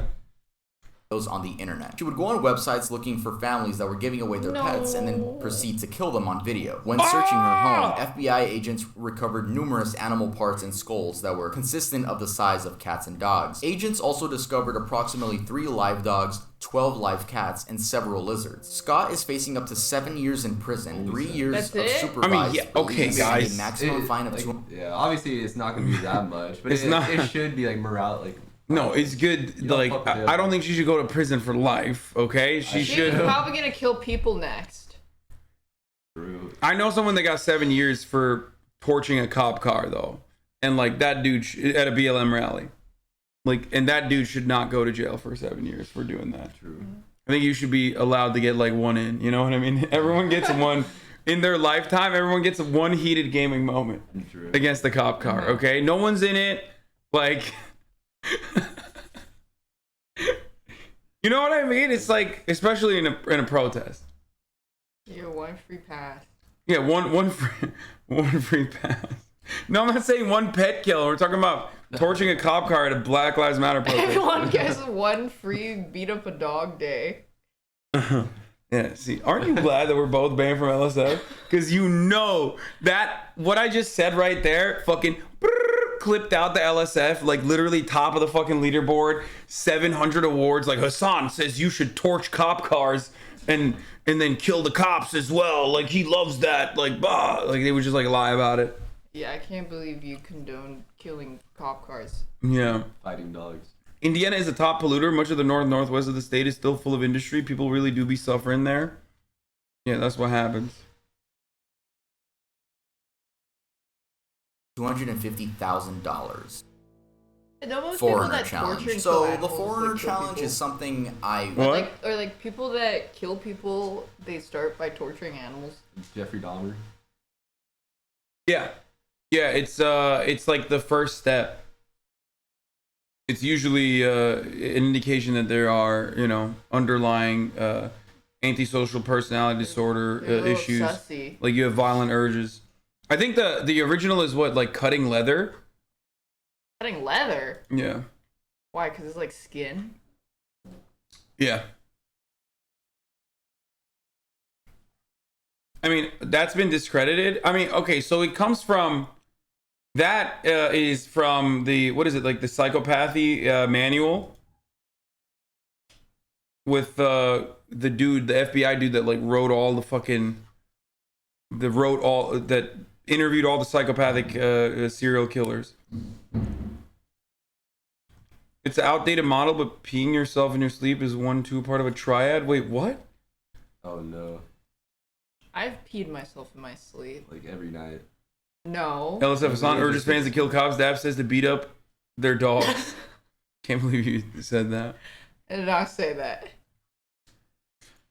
witnessed people talking Mindhunter, about, yeah. but never saw any of the videos themselves. I mean, thank God, because this seems horrible. So this was a trend that started in April of 2020, where people would post compilations, like little fan edits of themselves, basically, with Pop Smoke's song Foreigner playing in the background. Rest in peace, Pop Smoke. You cannot say pop and forget the smoke. Except the people in these edits would put their into these edits. Wait, which what? is already weird for TikTok. I mean, that's against community guidelines. But the reason this Foreigner challenge blew up was because the main people doing this were minors.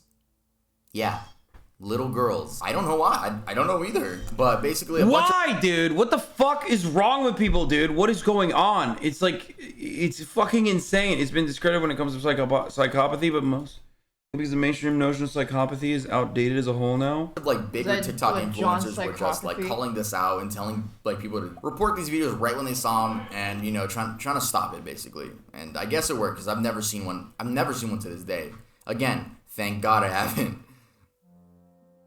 Suitcase murders. In the summer of 2020, teenagers were using an app called It's called the McDonald Triad as an indicator for psychopathy. No, I don't think like every bedwetter is a serial killer. Okay, everybody chill out. What the fuck? The darkest TikTok iceberg part 3, Tov, 19 seconds. This is 100% a poop sock. How do you know? Click it. Click it. No, Please. I'm not. Please click it, bro. Bro, please. No, Bro, please click it. no, Bro. no. It would be on. Click Craigslist. it. First of all, it would be Click here. it. It would be here. Advertisements with Click it, sections bro. devoted to It would be here. Click it. It's not here. I need it. Click it. Why won't you click it? Engage it. You won't. Yeah.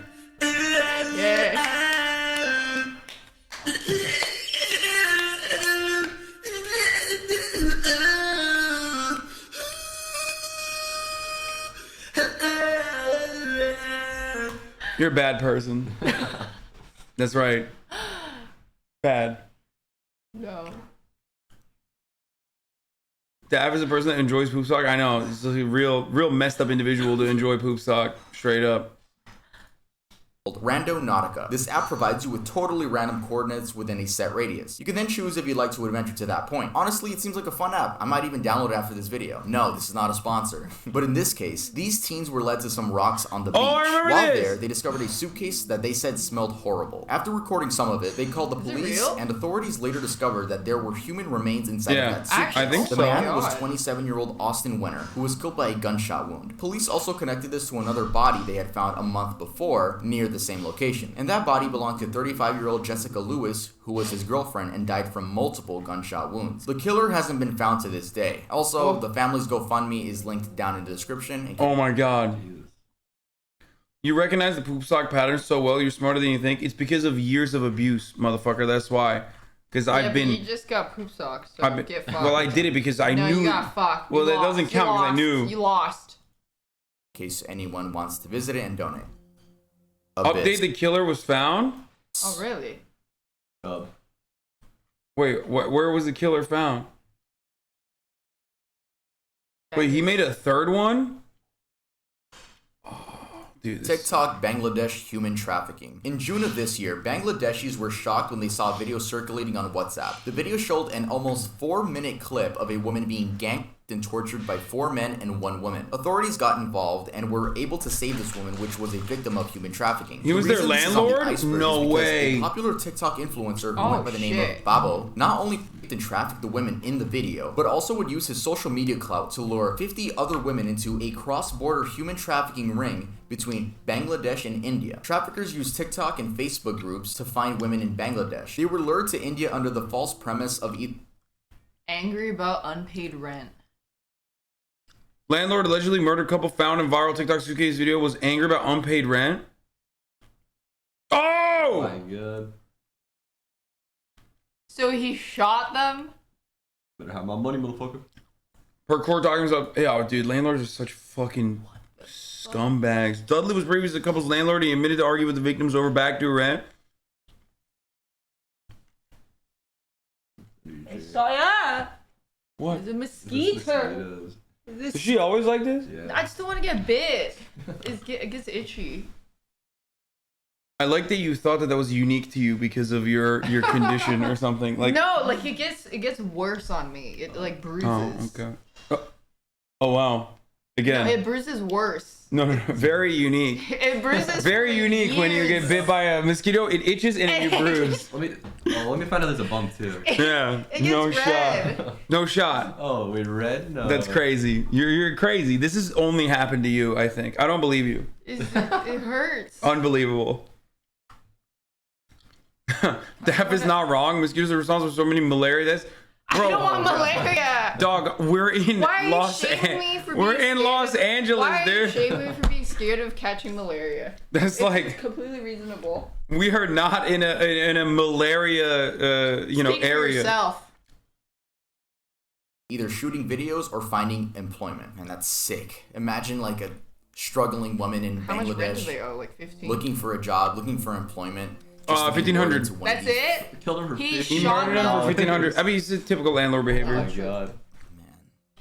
Puberty advice pages. In May of this year, an account on TikTok began gaining traction called Puberty Helper 101. I did not The goal of trust this page these. was to There's help no way. little These girls have go to be through run by puberty pedos. and deal with the changes their bodies were going through. But eventually, people found out that the owner behind the account was a grown man. It was even I more fucking disturbing when knew the account it. posted this. Hey guys, I'm going to pick 3 of you randomly and DM you and give you my phone number to help you. I fucking knew it. LSF, Hasan hopes Daph gets malaria. To be fair, That's fucked up. they wouldn't care because you're a white man hater. Oh, true. You hate the white race and white men in particular. It's just how it is. I mean, this is just like straight pedo, like this is straight pedophile. You and talk you through anything you need. If any of you would find this helpful, write in the comments and maybe I'll pick you up. What the fuck? This TikTok Pick account you was banned up? shortly after the whole TikTok community found out it existed. Blackout Challenge. In April of this year, a 12-year-old boy by the name of Joshua passed away due to attempting the quote-unquote Blackout Challenge. This challenge What? consisted of choking yourself until you passed out. Joshua's twin brother ended up finding him unconscious on the bathroom floor. This resulted in You Joshua brain being damage? brain dead Oh, yeah. and being on life support for 19 days until eventually passing away. Their GoFundMe is also linked down in the description. They're almost near their goal. Their goal is $200,000. Yeah. If you guys want to donate, then donate, but rest in peace to Joshua. Rest in peace. I did this challenge in boarding school. What the fuck?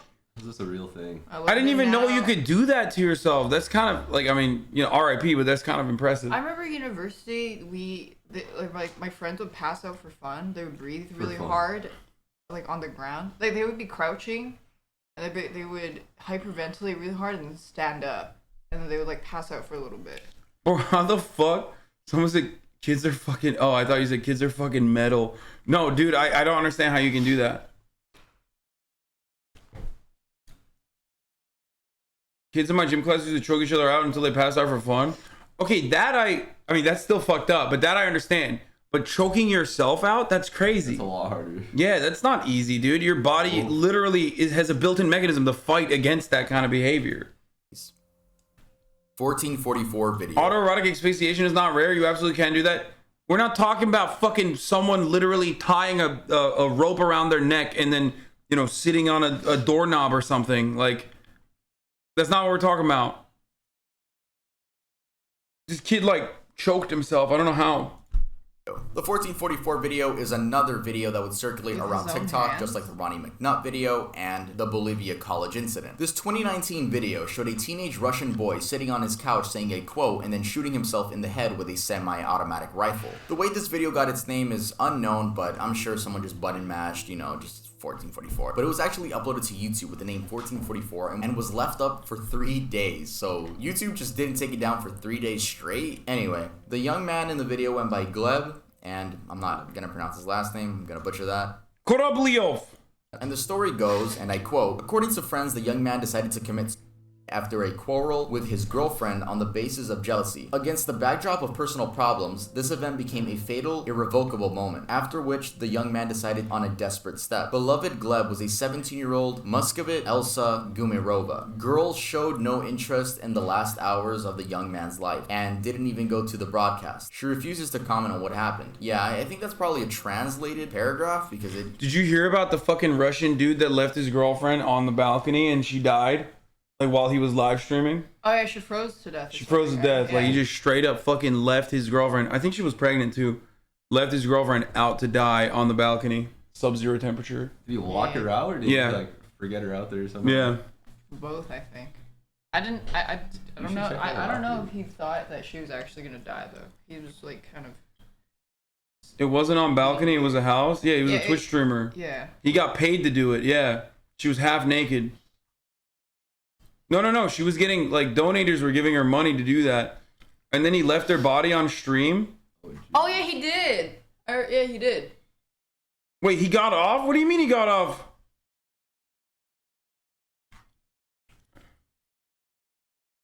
He got 6 years only?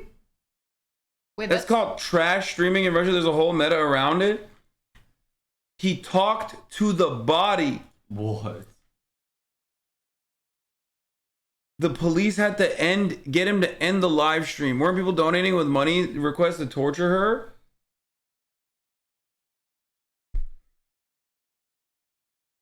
What?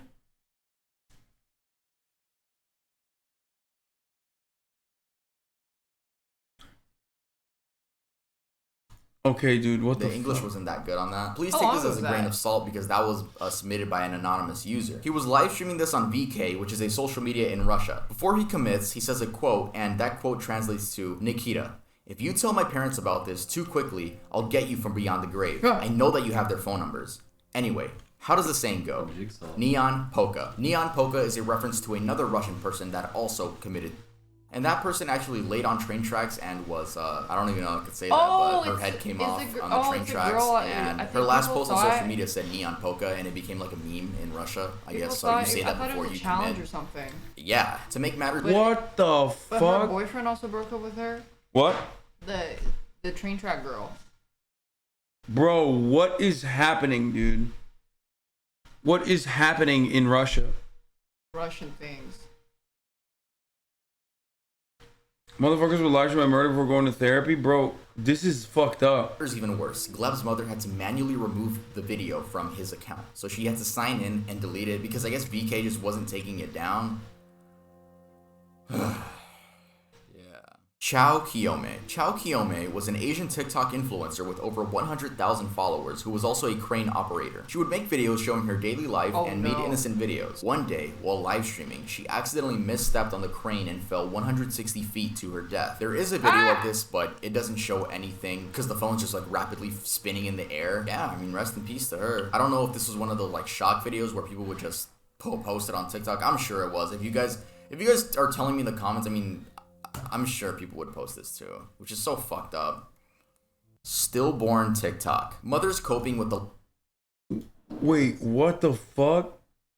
What the fuck? That's 104. I kind of want to see what that looks like though. You know what I mean? Like is that fucked up? The body? No, dude. Oh. No, what it's like to drop from like that. Because you see the camera. Oh. Wait, skip this part?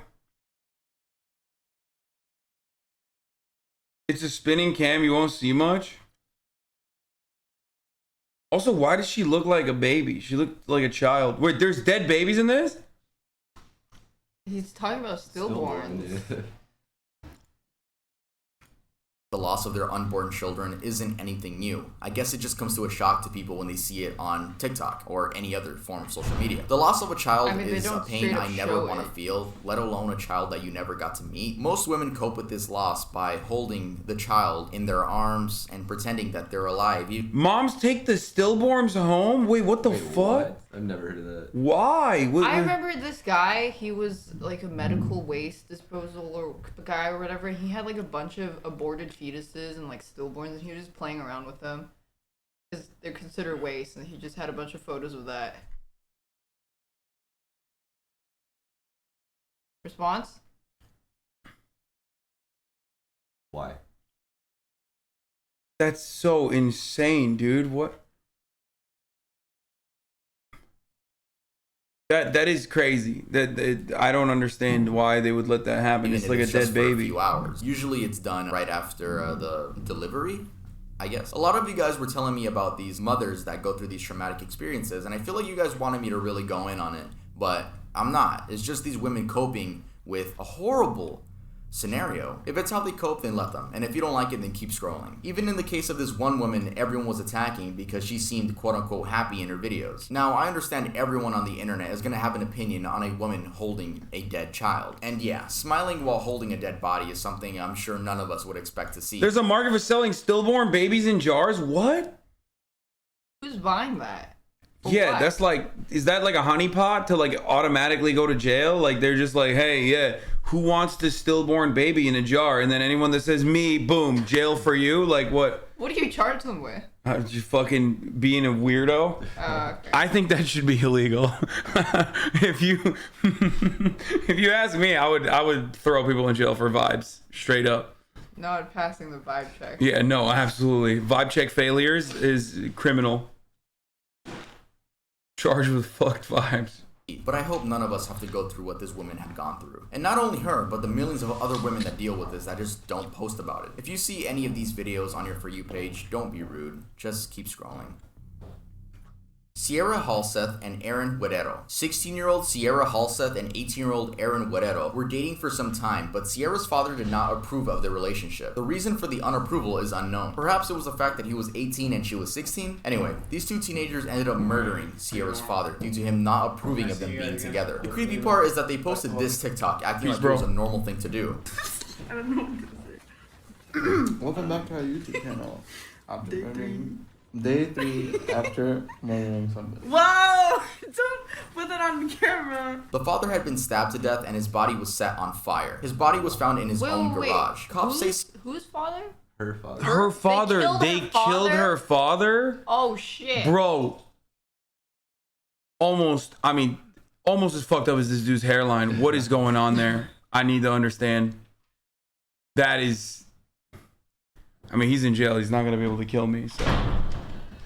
But what the fuck happened there? Anyway. Sierra and Aaron then took off in her dad's car right after the event. They were arrested days later 400 miles away in Salt Lake City after apparently trying to dodge a train fare. The teens were also caught on camera buying these tools such as like bleach and other cleaning products like if they were gonna clean up the murder scene. The teens have been charged with murder but haven't entered a plea. If convicted, Guerrero could face the death penalty. Because she is a minor, Sierra faces life in prison. CP/Gore profile picture. See, this is why I am an advocate for vibe check failures. Because, like, if I saw that kid with that hairline, I'd be like, vibe check failure, jail for Straight you. to jail. Like, it's like precog, you know, I'm an empath. Uh-huh. And I would sense, I'm an empath for vibes. And I would have sent him to vibe prison. For the hairline. Yeah, for the hairline. And then, That's the father would have been alive, right? Yeah. CP Gore, PFPs, that's fucking nasty. Again, you guys requested this, but this one's pretty self-explanatory. I'm happy I haven't seen any of these, but you know how on TikTok... They literally do this on Twitch too, by the way. To try to get me and other Twitch streamers banned. Oh. Like, motherfuckers will come in here and, like, make a fake account, sock account, and then they'll put, like, Gore or whatever the fuck in the PFP so that if you click on it, you just... you see that and then you get banned. With there was like an update a couple updates ago where you can now set your profile picture and you can also set like a video profile picture. So I think people were abusing the video profile picture thing, and whenever you would click on their account, it would play a clip of CP or Gore, which is so like, bro, why? You're weird. Yeah, I'm assuming there was that's gross. I don't even want to talk about that anymore. What about his chair? So yeah, that's it for part 2 of the darkest TikTok iceberg. See that? What? Like what he did to his chair, yeah. He's like... He ate it. He's been wearing the fuck out of it. Like, he's just been sitting on it for a while. Okay, last one. Hello, guys. Welcome to the darkest TikTok iceberg part 3. He heard you. He heard you. He's like, fuck you, dude. Oh, people are saying he have a cat, probably a cat, probably a cat. A lot of fucking cat people in my community. Oh yeah. Oh yeah, they fucking love. They love cats. The final tier. I do want to start by explaining how this video is going to work because it is a little bit different from the first two parts. So first, I want to start off by saying I'm not an Iceberg channel. just want to get that out there. If you guys want to watch my last video, make sure to go watch it after this video. It is called Cartoon Episode 3 Million Followers. What? This video that we could find. And why do I say we? Well, today we actually have a co-host for this video. Whoa. Joining me today is the amazing True Crime Cam. You guys may have seen her TikToks on your For You page. Considering she has 1.3 million followers on the app, I just really needed someone who had the TikTok knowledge. So this video will be split evenly. I'll go once, then she'll go, then I'll go, then yeah. Make sure to subscribe to her. She's gonna earn your subscription by the end of this video, trust me. Also, thank you guys so much for letting me get the 100K plaque. That's so amazing. When we started this series, I was at 85,000. I still don't have mine. Nearing 2. Yeah, bro. Fucking YouTube took like 7 years to send me mine, so. Yep. I don't think I'm ever getting it. You're over 1 million now, right? No. Aren't you? How the fuck are you not over 1 million? What are you at now? It's 500, 600. That's crazy. I don't upload that much. My girlfriend treats her cat like he's her biological child. I'm like, bro, that cat owns you. Yes. 100,000 subscribers. So thank you guys so much for sticking around with me, and make sure to grab a drink, grab a snack. Let's get started with the video. Jonathan G. Now, Jonathan G is Jonathan Melindo. I don't want to say his actual name simply because I think YouTube demonetized flags. Let's go. Say his name. That's why we're gonna go with Jonathan G. You guys most likely have heard of this, but let's keep talking about it. Jonathan G was a TikTok account that appeared in 2020, but the original account has since been banned. To understand exactly who and what Jonathan G is, first we have to go back to 2016 and inform ourselves about the Blue Whale Challenge. The Blue Whale Challenge began in Russia and was basically this game train girl where anonymous users on the internet would manipulate young teenagers into. That was not a sneeze. You just yelled. Excuse me. There's no shot that was a sneeze. Excuse me. Does she sneeze like this normally? It's fake, right? It's fake. Oh, okay, good. Sorry. I hope that mosquito bites you. It's for me now. I'm kind of mad about it. I'm scared. I'll kill it. I'm gonna get itchy. Themselves. The challenge would last for 50 days and you were supposed to do one challenge a day. The last challenge involved jumping off of a high building. What? It is believed that Rina Palenkova was the first victim of this horrible game. We spoke briefly. Wait, why did they Bro, do what it? the fuck? Why would anybody do this? What kind of fucking game is? Threaten to dox them, maybe? I don't know. Wait, what? Wait, hold up. I want to know more about this blue whale shit. Dude, the internet is so awful. Yeah, you sneeze like a grandpa. That's like a grandfather sneeze. Like the more powerful you are, the older you are. It was huge in India. It was a whole thing. Guys stopped being ableist or mosquito allergies are kicking in. Wait, they were blackmailed to play? They would threaten to kill your family and share your private info and pics? They would dox you and threaten your family. It's like a Black Mirror episode. What the fuck? Is it? I mean, it's the cake episode where it's like... I don't think I watched that one. Dude was like beating off the CP. Oh! We had to fuck a pig, or was that? No, that was the first episode. Oh, never mind. I thought it was that one. I can't remember why the dude had to fuck a pig. To get his daughter back? Yeah, but like, I can't remember. Why did they do it to him? I can't remember. It was really popular in Poland. All my girlfriends in primary were doing this. They were cutting themselves and shit. What the fuck? Nothing ever came from the threats, though. It was just to scare kids. Yo, that's so fucked up. About her in part 2. This happened again in 2019 with the infamous Momo picture, which I can't show or else this video would get demonetized. YouTube does not like this image because of just how controversial and popular it became and the negative connotation it carried with it. Then, in 2020, the same type of challenge returned, but in the form of Jonathan G. So, where was the first sighting? Apparently, the first sighting of any of these accounts was on TikTok, going under the username @JonathanG54. Eventually, more and more people began adopting this Jonathan G persona. These people would message others on TikTok, Instagram, Twitter, and Discord, and force them to play their game. Yes, this game involved harming yourself and eventually committing. How, like, dude, see? Vibe check, prison, vibe prison 100%. Like, real prison, because that's a crime, I think. I'm pretty sure. But also, like, dude, there are some real fucking freaks. I mean, that's like kind of like how Twitch chatters operate too, when they like want to fucking try to social engineer, like manufacture drama and shit. You know what I mean? It's like their content is like being a twisted little fucking, derelict freak. But I mean those people, like, what the fuck are they doing? Like, it's crazy. If you're wondering how these anonymous people were able to convince these young teens into doing these horrible actions, it's because they would threaten to dox, which means find your address, kill your entire family, and do other disgusting things. Usually, they would send a link, and if the victim clicks that link, their IP address is leaked. Then, all the Jonathan G accounts would have to do is copy and paste that into an IP address finder, and boom, he has enough to scare a kid with. So now that we all know this is just Blue Whale 3, who is the real Jonathan G, and who is the person in the images? Well, the origins of the name cannot be traced back to anyone. I'm assuming it's just a random name someone came up with and everyone else just rolled with it. But the person in the images is Samuel Canini, aka Dusky Sam. He wrote on Twitter, "Hello everyone. This Jonathan G madness seems to be terrorizing a great many young, impressionable people. The photos and videos are mine from 2012 to 2013. They were for my..." Oh, this is like a random furry that caught a stray. Own amusement then, not for some modern day thrill seeker looking to scare and bully people. If you get some message from anyone starting up some game, do not engage with them. Do not let them into your life. This world has enough real problems, and suffering or dying for someone's cheap pleasure should not be one of them. Sadly, this game and all the other versions of it have resulted in a lot of kids committing. I read this one about this 11-year-old boy in Italy, and he left a note on his tablet, like his final message. And that read, "I love you, Mom and Dad. Now I have to follow the man in the black hood. I have no more time. Forgive me." I just can't believe people are out there trying to manipulate kids into doing this. Just why? Because it's fun? Because it's cool? Like, if it makes you guys feel any better, people actually were caught trying to be this Jonathan G character, and they were sent off to prison. Oh. Hello everyone, I'm Cam, aka True Crime Cam on TikTok. I also have a YouTube channel if you want to. But why are you freaking the fuck out? You're so much bigger than it. Like, I mean, you could literally just clap it. I can't see it. Okay, well, like, you calm down, It's yelling at it is not gonna help. Maybe I could scream it away with the sonic voice sound waves. You are so fucking soy, it's not even funny. It's a mosquito, dude. It is surprising how soy you are. Fight a mosquito. Hold on here. Watch Just the Minx. TikTok Just the Minx. I'll be back in a second. And I also want to say thank you to Tara for inviting me to collab in this video. You're awesome. Okay, let's get into it.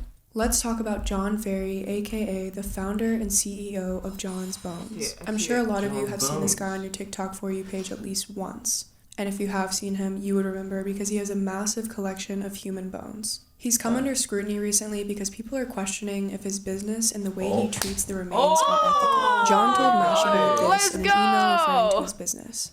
Quote, "These pieces are not decoration. They are teaching tools and serve a very important purpose." This is a very hypocritical statement considering that John has dressed up his human remains and let his cats play with them like toys. Wash your head. No, it's fine. What do you mean no? I wiped it. Go wash your head. I wiped it. Don't touch me. Female skeleton by fisting. Maybe we drove to buy a real human skeleton. I put it. Oh my god! I put it on the palm of his mouth. You are. It doesn't matter to like 99% of you because you won't do anything with that information. Prank him, John. You're gonna get him good. Weed dealer and being But if he's allergic to mosquitoes. I first want to point out that John is not an osteologist, which is a trained professional who critically analyzes and evaluates remains to determine where they came from, how old they are, etc. People have stated that if he tried to get into this field, they would shut him down as soon as they saw his TikTok. John is just a designer, a rich guy in New York City that started his business with the help of his parents. John buys his remains from old medical collections or bone traffickers, then sells them back to the public under the guise of making the study of bones and human anatomy accessible. Anyone could buy these human remains and do whatever they want with it. You can pause out this YouTube video right now and go buy some human bones. That is if you have the thousands of dollars to spare. There's also absolutely no way to know if these bones were collected ethically. I mean, if someone really donated their body to science, do you think they want to be hung in some random New Yorker's apartment? Oh, is it a taxidermy guy? I remember this. I know this one. He's a bone guy. He's a bone. Yeah, I mean, not taxidermy, bone guy. And stealing their bodies for fucking quote, weirdo scientific collections. At one point, John listed for sale the skull of a Sami person. The description of the skull also included a slur in reference to the group. Once people found out, he quickly removed it from his website and didn't address it. To give some background, Sami people were routinely collected during the 19th and 20th centuries. Where did you kill the mosquito and put it on the mouse? Yeah. I don't see it. It's right there. Where'd it go? You flew What off. the fuck? It disappeared. Yeah, it's not on it. Wait, we did see one flying. Maybe it didn't die. There's no way it didn't You are die. so you couldn't even kill the fucking mosquito. Dude. There's no way it didn't That's die. hilarious, dude. I hope There's no I hope it quite literally haunts you. It was Wait, no, it's right there. Mosquito Where? Jesus. It's on the mouse. It is right there. Where is it? It's right there. Oh, it is right there. Okay, never mind. Is that? No, Where? it's on the mouse.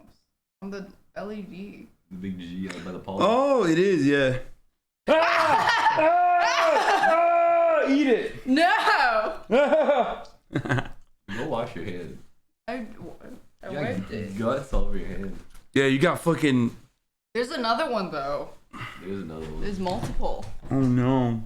Yeah, you know it's the first sign of psychopathy. Psychopathy? Psychopathy. Yeah, is fucking murking random unsuspecting mosquitoes on camera. Anyway. What? Excavations What? and It's just a trade. skull dude. Who's the taxidermy dude? No, not the taxidermy. Oh. I was thinking of the skull, dude. I just said Oh. taxidermy. Eat your kill. It's the only ethical murder. Wait, is this the? And if you have seen him, you would remember because he has a massive collection of human bones. He's come under scrutiny recently because people are questioning if his business and the way he treats the remains. That's a gamer. You're a gamer, dude. The fastest I've You seen you got move. it. Yeah, I'm proud of you. Okay, let's. None of which the People Sami area. people I agreed did. to nor wanted. Specifically, during the 1950s, 25 skulls were exhumed and examined to test racial theories. It wasn't until August of You're making them 2019 the crazy. Swedish History Museum Yeah. finally returned the remains of indigenous Sami people to their original burial So grounds. this guy collected I want to end this bones. topic by reading a direct quote from the pedestrian article written by this individual. You into that? You into the eye shadow like that? That's eyeliner, Or actually. whatever. I'm into. Would you want Dav to do that? No. No? Not. I don't think I could pull that off. You should try. We'll see what happens. I don't think I can pull that off. See, he wants you to do it. Just do it. I don't think I can pull it off. I think you can pull it off. You can do it. Quote, Black, indigenous, and other ethnic bodies are not props for art. They are not objects to be pillaged and dissected by anyone. They are not exhibitions to be consumed and sold. They belong to real people who were victimized, and we shouldn't be okay with the private trade of these bones, which people have no ethical right to procure in an industry built on racism and violence. I didn't pay attention at all. Gemini. Basically, Correct. there's a Okay, dude so that in part 2, I collected spoke about bones. Gemini and Daniel Larson. I got some backlash for my bad research from a very Bad serious Papa Gut. We spoke in DMs and I even popped into his stream and we had a very nice, wholesome conversation about the topics that I messed up on. He was extremely nice when educating me on both situations, but today we will only be talking about the Gemini situation, not the Daniel Larson one. Reason Wait, what's that? Who? What the fuck? being, I was planning on talking about both Gemini and Daniel Larson and correcting both, but Daniel Larson, or at least I think it's him, left this disturbing comment under Papa Gut's video, which made me say, you know what, I'm not sticking my head any further down this rabbit hole. I spoke to Papa Gut in DMs and he agreed that Papa Gut, he hates Hasan so much. Wait, really? No. Who the fuck is Papa Gut? What's going on with Joe? Wait, Papa Gut's a pedophile? What? He's this annoying transphobic troll? What's Gemini? Oh no, Gemini was a pedophile. The Gut guy did like a 3-hour stream about your C-word drama? Oh god. Wait, Papa Gut got mad because I said the C-word? Are you serious? I mean, yeah, motherfucker does look like he'd be, you know. Yeah, that makes sense. It's like his hair migrated to his Beard. Yeah. Hey, watch out. You're anti-white as well. He'll come after you too. No, He'll fucking don't. yeah. He'll Papa Gut you. Stop! I'm just a small mom and pop. Are you with him on Twitter over the C-word drama?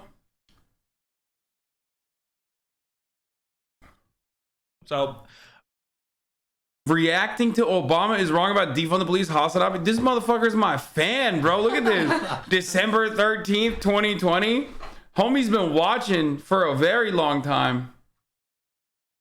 Nice. He's an enlightened centrist. All you have to know.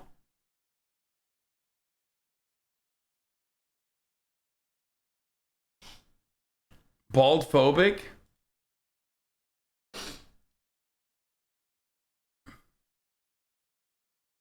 He's made a video about every drama you've been in. Oh, nice, dude. Wait, that means he's part of your industrial complex. Yeah, that's true. That's a yep. Boys, we're putting the Papa Gut YouTube channel. Well, I mean, there's a lot of channels in the industrial complex that's bigger than Papa Gut, unironically, and also have the check mark. But Hasan versus Too Mad. Hasan Piker chats with Christian Walker. Hasan Piker apologizes to white people. Hasan Piker fans upset with his $3 million house purchase. Hasan calls my friend Ben IQ 127. Hasan Piker melts down over Destiny criticizing involvement with Amazon plus $3 million house. Hasan Piker loses it over a Twitch salary leak. Hasan Piker and the Young Turks disingenuous take on Dave Chappelle. Hasan doesn't understand UBI. Bishopboro calls out Hasan Piker. Hasan Piker and Ethan Klein team up. Yo, this dude is literally straight the fuck up. Ago too. Yeah, this dude actually is a part of the fucking Clips industrial complex. You can actually add that. Made you. Is this Hasanabi's most famous hate watcher? Fuck no, dude. Are you kidding me? Even Quarter Pounder is like a bigger dude than this guy, and he's a major hate watcher too.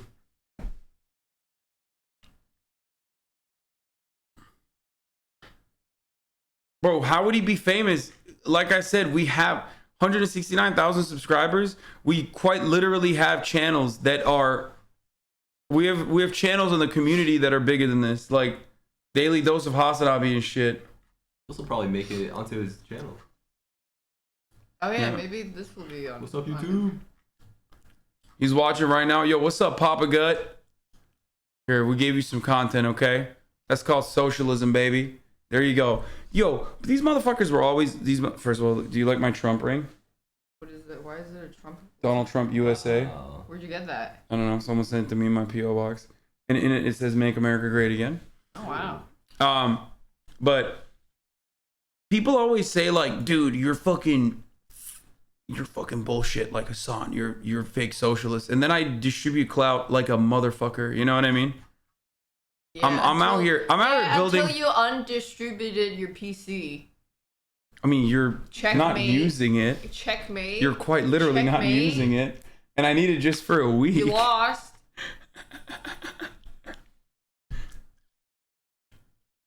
Do you think this guy pees in his own basement too? I don't care about all that. Anyway, let's continue. On both situations, Daniel Larson, or at least I'm talking about both Gemini and Daniel Larson and correcting both. But Daniel Larson, or at least Hasan is so proud of his PO Box fans. They get him the best stuff, 100%. Which is why I'm gonna bring back the PO Box actually. Oh, you stopped? I think it's him, left this disturbing comment under Papa Gut's video, which made me say, you know what, I'm not sticking my head any further down this rabbit hole. I spoke to Papa Gut in DMs and he agreed that situation is just kind of getting out of hand at this point. So if you guys want to know more about that specific situation, make sure to go to Papa Gut's channel. He has a bunch of videos about Daniel Larson. Anyway, back to the At least he's covered the pedophile dude more than me. I was gonna say, god damn, dude. Situation. In part 2, it seemed like I almost downplayed the Gemini situation. By the way, if you guys go back to the video is updated. Those 2 segments are actually trimmed out of the video. It seemed like I downplayed the situation, which is something I would never want to do. I mean, we're talking about the R word here. I would never want to downplay that. I was telling Papa Gut in the stream that those were not my intentions at all. Like, I did not. Oh, you used to make edgy pedophilic jokes that got him banned off TikTok? Oh. Not doing this with ill intent, you know? Anyway, I went on Papa Gut's Twitch stream. As I was saying, he was educating me on both situations, but I would like to share with you guys some notes that I took while learning about all the horrible things Gemini has done. So first off, I want to say that Papa Gut was actually one of the people that really pushed for Gemini's termination of all of social media. And judging from Papa Gut's uploads, it seems these stories I'm about to tell you happened in 2020 or were at least revealed in 2020. These stories are not in chronological order, but they are all... I think the really interesting part about like these, you know, like pedophile hunters and stuff like that is basically like a lot of the pedo hunters, there's a reason why they're all like, you know, 4chan poll guys for the most part, is they treat pedophiles not with the severity and like seriousness that it deserves, but as like a lolcow, you know what I mean? Because like for him, I'm content. Like, he will always fucking cut clips of whatever I do because, like, the fan base that he's cultivated hates me. You know what I mean?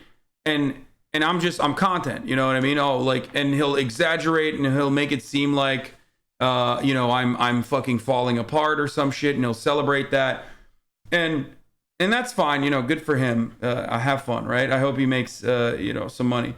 But he, like, I feel like a lot of the pedo hunter guys, they treat pedophiles like lolcows.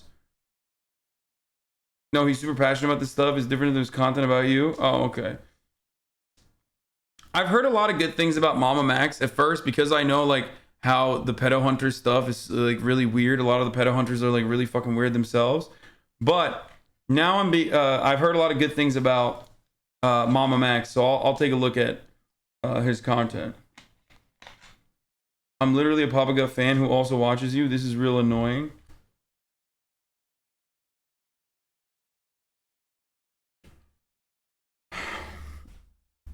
All the people that talk about the Daniel Larson shit like Papa Gut and the Delegation podcast also make conservative content. Yeah, they're always like centrists who are technically just cowardly conservatives who don't want to admit. One of the funniest things about conservatives on the internet is like they refuse to say they're fucking Republican or conservative. They'll say they're libertarian, which is a, you know, code word for someone who believes that age of consent laws should be abolished, for example. Or they'll say they're fucking neoliberal. They'll say they're classical liberals. They'll say they are, you know, centrists. Anything but independent. Anything but conservative. Just say you're conservative. All true. Trust me, I tried finding it in chronological order, but wow, there is a lot to cover here. So I'm going to give you guys my main bullet points. Gemini registers as a minor on Yubo to talk to other minors. What did he say? Canceling left or right-leaning moderates when they're uneducated on a particular topic is also part of the alt-right pipeline. Choosing to disconnect from Jordan Peterson instead of utilizing your platform to engage in good faith debate and feels incredibly disingenuous. Dude, stop showing me this guy's fucking shit. Papa Gut is straight up liberal who's just cortical of you, like, reasonably. You're really awesome. It's frustrating how Hasan is only listening to weird takes. Bro, I know when a fucking I know what a hate clout a hate farmer looks like. I have a lot of them, okay? Papa Gut 100% is one of those guys, okay? I'm sorry that you you know, you might enjoy him and you might think he's great, but I mean, that looks like a centrist dude who absolutely loves to just fucking farm hate engagement to me. He said you have pretty privilege because his videos got demonetized.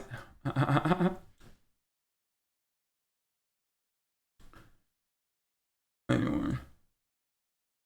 Don't you do the same thing but for Ben and Steven? Yeah, I do. For sure.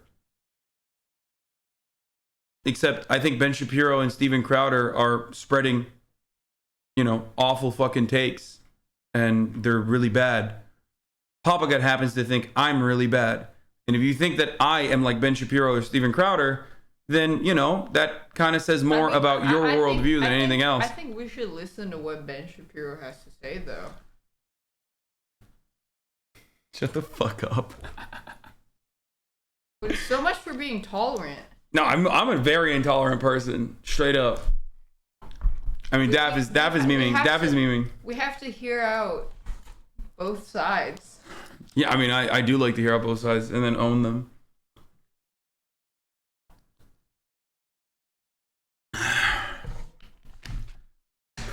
Anyway, let's continue with the TikTok iceberg. But for Papa Gut, who's currently watching, here's a 1 minute ad break. Unless you subscribe, you'll have to see the ad break. You know what I'm saying? Because at the top of the hour, there's a 6-second ad break, a contractual obligation. Daph, the libertarian wife? Yeah. Here's a 1 minute ad break now. Oh yeah, don't they always have Asian wives? Yeah, libertarian guys with Asian wives. That's like a real thing. Check his logs. I don't know what his fucking account is. I don't really care. Let's continue. This isn't necessarily illegal, but the implications of this are very odd. Gemini has sex with a 15-year-old not knowing she was 15, and him being 19. Then Snapchat screenshots came out revealing that when he did find out, he still wanted to have phone sex. And him having sex with a 15-year-old is still illegal. Like, that's extremely illegal and irresponsible. As influencers, we're supposed to make sure that the people we carry conversations with on the internet are over 18. Gemini was an RA in a college dorm and would be creepy and break into girls' dorms, sit on their beds, and wait for them to come home. This resulted in Gemini being kicked from the school due to sexual battery. Papaga says he received this info from the girls at the college. A girl came out with her story about Gemini in which she showed images of her bruised body and claimed that she was drunk, so Gemini took advantage of this, drove her home, and R-worded her. I in no way meant to downplay the situation when I first talked about it, and I'm sorry to anyone if it seemed like I was downplaying the situation. It was all my fault. It was just bad research on my part. Gemini has since returned to Instagram as ZZER_00, where he took the religious route and praises God every chance he gets. And you can even tip him or buy a cameo from him, which I said in the original video, which is why? So yeah, this Gemini dude is disgusting and trying to get people to pay for his cameo, like, or tip him. It's absolutely disgusting. And again, thank you to Papagut for educating me on the subject. Victor Sosa, the killer that TikTok users found and caught. So on February 23rd... What? No. I don't like this dude. I don't want TikTok users to think that they're like capable of fucking investigating murders. Okay, this is gonna turn into another Reddit Boston bomber situation. This year, Daisy De La O was fatally stabbed outside of her family's California home by her ex-boyfriend, 25-year-old Victor Sosa. Her body was discovered the next morning by a property manager, covered by a roll of carpet. Victor was a suspect immediately after her death, but he had already fled the country. Daisy's family and friends decided that they weren't going to sit by and wait for authorities to act, so they launched an investigation of their own with the help of TikTok. They posted videos and images of Daisy, shared her story, as well as images of Victor calling for people to share and find him. They used the hashtag #JusticeForDaisy. Luckily, the videos landed on the right For You pages, and tips started rushing in. Victor Sosa had been spotted working at a bar in Mexico called Papas and Beer. The person who sent this tip in said that Victor had been working at this bar for weeks and was living his best life like nothing ever happened. The tips were confirmed by authorities, and Victor was arrested on July 2nd. He was transported back to LA and pleaded not guilty to the murder of Daisy. Daisy had ended her relationship with Victor just weeks before her murder because he had allegedly been abusing her. Victor then texted her, convinced her to come outside, and that was the last time she ever saw her family. Daisy's mother, Susanna, told the media this, quote, "He took a part of my soul and I can never get it back until I reunite with her again. I hope he remembers my daughter's face every single minute of his life. I hope he rots in jail and never hurts anybody else." Susanna wants justice for her daughter and hopes by telling Daisy's story that other young women will find the strength to lead these abusive relationships. If you or someone you know is suffering in an abusive relationship, go to www.thehotline.org for support. Benadryl challenge. In mid-2020, a new trend surfaced on TikTok, that being the Benadryl challenge. Benadryl is an over-the-counter drug that anyone... I'm sorry, bro, you good? Oh, no, I'm good over here, yeah. What's wrong with Benadryl? You're like, unlock some demons. Of any age can buy. It's used to help relieve symptoms of hay fever, other allergies, and the common cold, as well as itchy skin due to also COVID, brother. That's right. Insect bites. Teens began taking more than they were supposed to experience. Some are. Overdosing on Benadryl can lead to abnormal heart rhythms, hallucinations, seizures, and even death. So the typical dosage for Benadryl is 25 to 50 milligrams. These teens were taking 12 times more the expected amount and taking 300 to 500 milligrams. A teenager in Oklahoma died from this challenge, and several other teens were hospitalized. An unthinkable tragedy. An Oklahoma teenager dies as a result of the latest TikTok challenge. The same challenge is also blamed for the hospitalization of at least 3 teenagers in Texas earlier this year, while young... What? Why is there... Is there more of an echo now than before? What the fuck?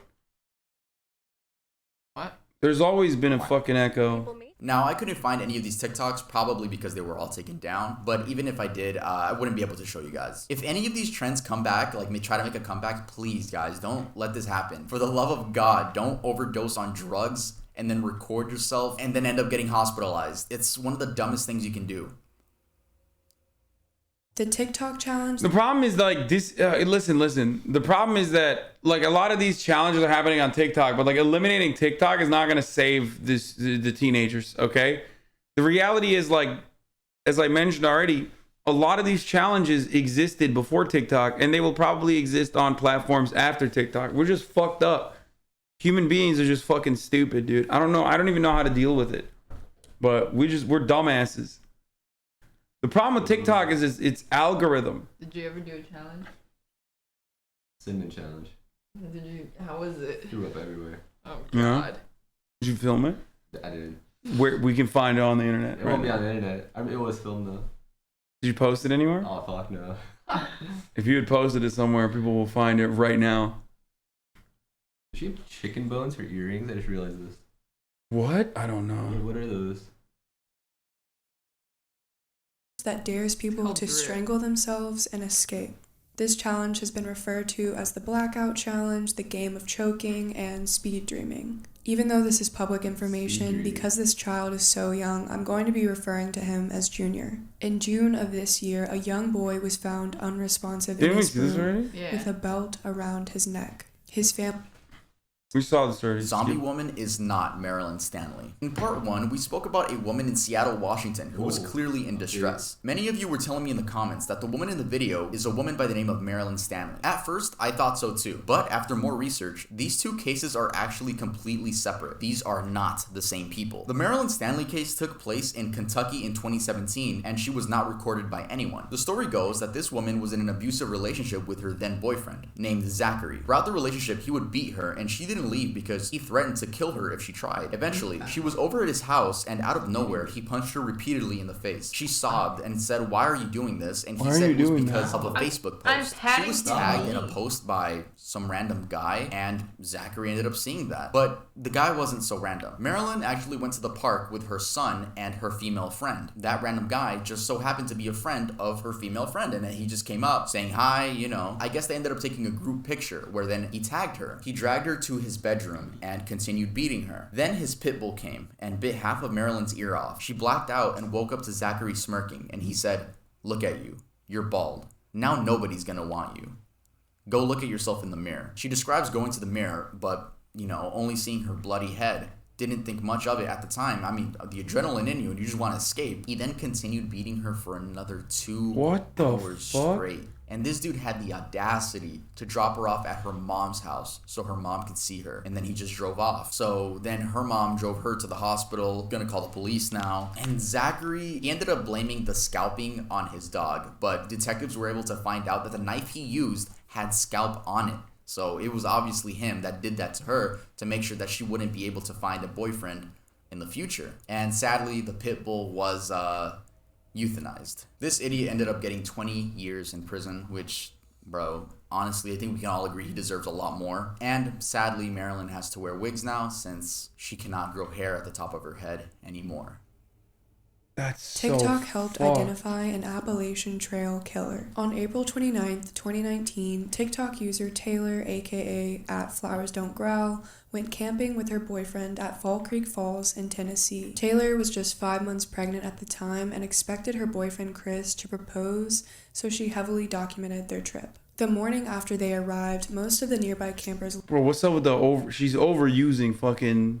slow-mo though, like this is not, this is like the Matrix. They were left isolated on the campgrounds. That night they heard a large boom and went to investigate. It ended up being a car crash about a half a mile away. They just went over and made sure that everyone was okay, and after police arrived, they made their trek back to their campsite. Ahead of them, they saw a man with a flashlight sprinting to the bathroom.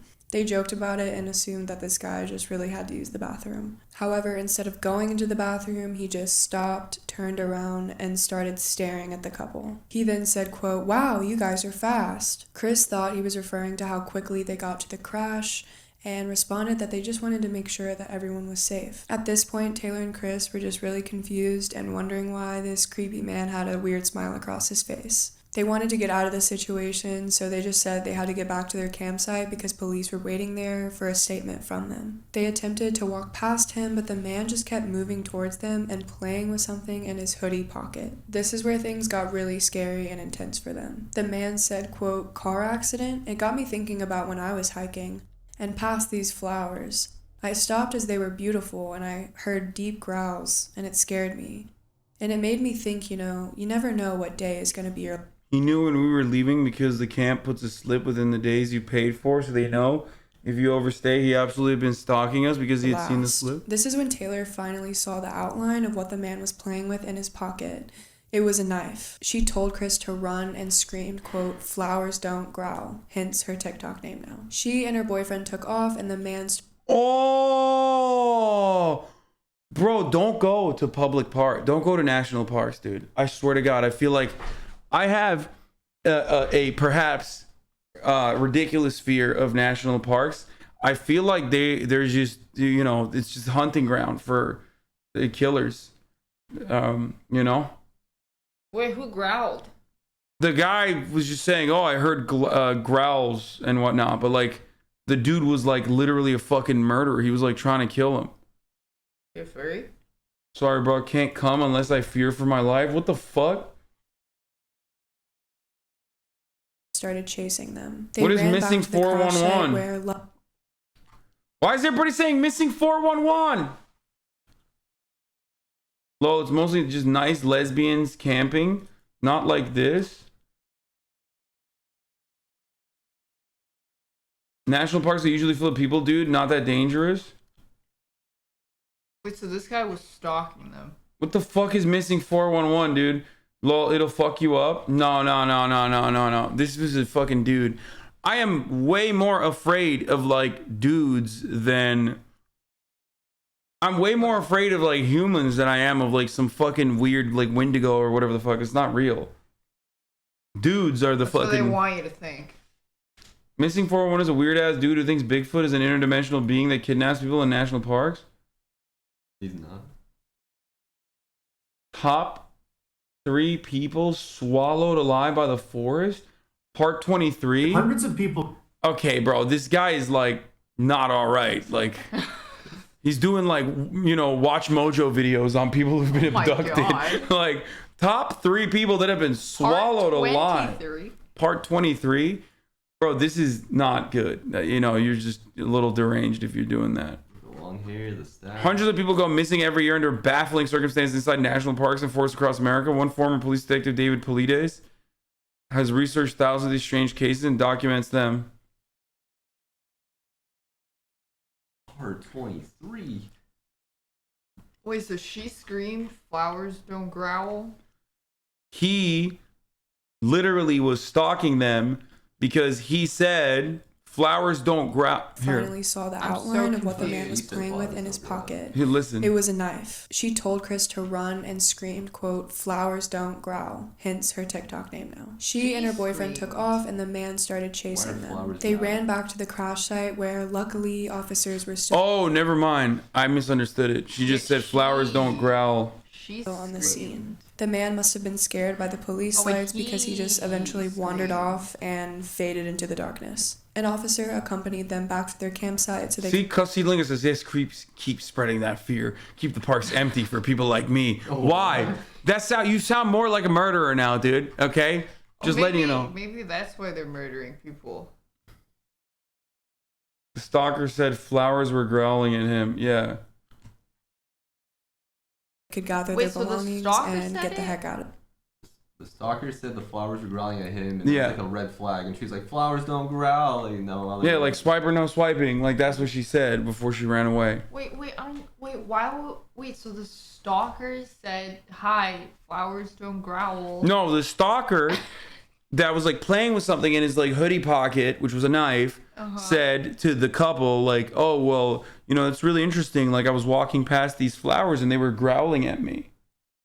Dude, I'm getting fucking goosebumps while talking about this. I don't get it. I got chills and they're multiplying. I'm so confused. Wait, why? Oh my God. He said he was crazy, and he apparently flowers were growling at him. He relayed that information to the couple.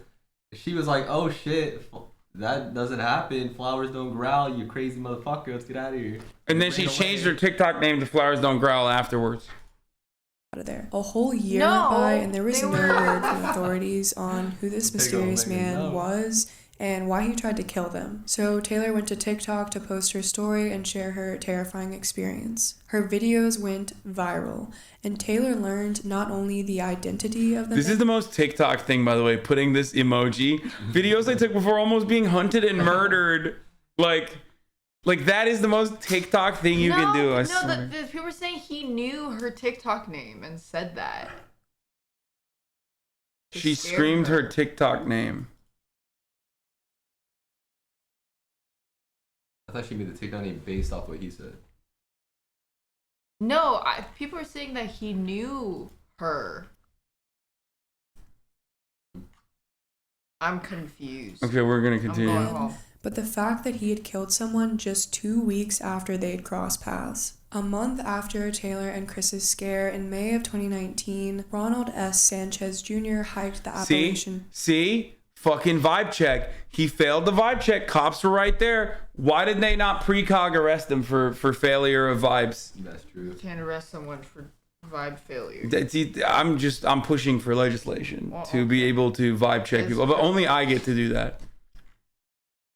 Did she have a TikTok account before this insane incident? No, she changed her TikTok name to that afterwards because Zoomers, again, have like crazy kinds of mental illness. The most important one being clout sharking, okay?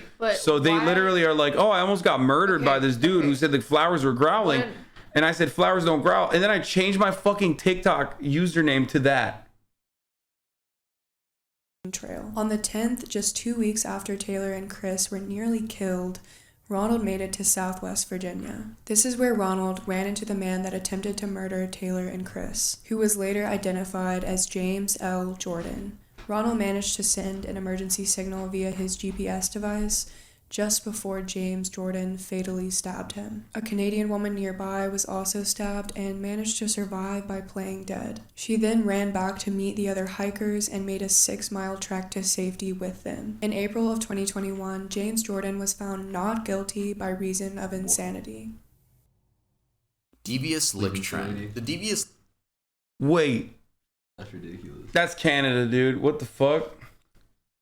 Lick trend is the most recent trend that I'm going to be talking about, and it's so recent in fact that it's happening as this video is going to be uploaded. In case you don't know, hitting a lick means robbing someone or robbing a certain place. Shout out to GTA for teaching me that. Basically, high schoolers are stealing things from their school, bringing it home, and posting it on TikTok like it's some sort of achievement. At first, they were stealing things like the clock in the classroom wall, calculators, expo markers, but as time went on, kids began stealing things of way more value. Why? For shock, humor, and TikTok likes. They have stolen things like water fountains, fire extinguishers, bathroom mirrors, security cameras, hand sanitizer dispensers, toilets, and so much more. Not only this, but kids began just basically destroying the inside of their bathrooms, just making it a living hell for all of the staff and janitors. This trend has... And themselves, you can't even poop at school now. True. Pooping at school is already fucking hard. Did you ever have someone that put shit in the urinal in your school? Ew. Oh, I thought that was a common thing. It was her. She's the one who did it. Yeah, I did it. She's like, yeah, what? School has one person that puts. Yeah, shit you. In the urinal. No, yeah, you. Doo-doo daff. Oh my God, doo-doo daff. Yeah, I didn't do it. That's how you got the nickname, doo-doo Daphne. It wasn't me. Oh my God. I just I mean, dude, pooping in school is already a traumatizing experience. Imagine having to do that with no stall doors because they fucking ripped them off. Oh my God. Actually forced schools to remove the bathroom doors, go on lockdown, make announcements, and overall just super glue everything to their facilities. I'm just kidding. That last part was a joke. They don't have to super glue. I don't know how vandalizing and committing theft is a trend now, and especially the fact that you snitch on yourself when you post about it. You know, we only have 3 months left in 2021, and I won't be surprised if there's one more stupid trend just squeezed in there, maybe even 2. But I won't be surprised if we get one more stupid trend by the time this year ends. So national parks are the most devious licks from Native Americans. Well, technically all of America is a devious lick from the Native Americans. TikTok user Frey Todoroki. A Brazilian TikToker who goes by Freya conspired with 2 friends to kill a girl. I'm really sorry if I slaughtered the pronunciation of any of these names in this story. 19-year-old Raíssa Borges wanted to know if she was a psychopath. To test this theory, she conspired with 18-year-old Freya and 22-year-old Jefferson to kill a petite person that couldn't fight back. They made a list of 3 possible victims, eventually settling on 18-year-old Ariane Laureano de Oliveira. On August 24th, the group invited Ariane into the woods to hang out. Ariane texted her mom that she was hanging out with friends and she'd be coming home shortly. However, Ariane never returned home and her mother never saw her alive again. The group planned the murder in great detail beforehand. They decided that after they were all in the car, they would start playing a specific song. Brazilians will be like, come to Brazil while they're talking about this story. It's like, no, man, it's not the best time to do tourism for Brazil, dude. About murder. During the song, one of the teens then snapped their fingers, and that was the cue for Hasan to attack Ariane. Hasan then started to strangle Ariane, but ultimately couldn't kill her alone. That's when Freya and Jefferson joined in. As Ariane passed out, they stabbed her 3 times to make sure that she was gone. The group then disposed of her body in the woods and fled. Ariane's body was discovered a week later on the 31st after reports of a foul odor came to authorities. On September 16th, authorities arrested Hasan, Freya, and Jefferson, and this case is still ongoing. If you guys enjoyed the video, make sure to leave a like, and if you're not subscribed, please may I ask for your subscription if you enjoyed the video. Also, don't forget to subscribe to Cam. She makes amazing content, and I'm sure if you guys enjoy my videos, you're gonna love her videos. Make sure to go check out her link in the description, and also shout out to Papa Gut for educating me on the Gemini and Daniel Larson. Okay, that was insane, dude. Okay, here, watch this now. Now she did like the way we started this was because she did like a sexual assault. We're all learning and growing. Look at this video. And more than anything, I'm beyond thankful for my family. Well, I mean, it didn't pop off as much as it did because then Jack Wright like came out with the fucking video explaining everything recently. But this was on like it was just one video where he was like passed out, completely drunk, and she was like riding him and shit. Oh. At the time. But here, watch this. This is how we started everything, remember? There's a song by Sam Smith that I think a lot of people my age can relate to. Sam Smith. I hope this can inspire you. Wait, is she gonna sing?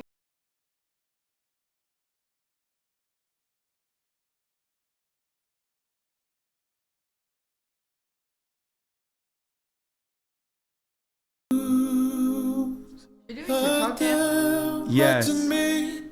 Yes. She's doing TikTok dances as her apology. Forgiven instantly. Would you send her to jail for not passing the vibe check? Yes. And then listen to the last part of the song. Like, this is literally like that meme where it's like something dramatic happens and then they Look, put an asterisk and break listen. dances. Listen to the fucking.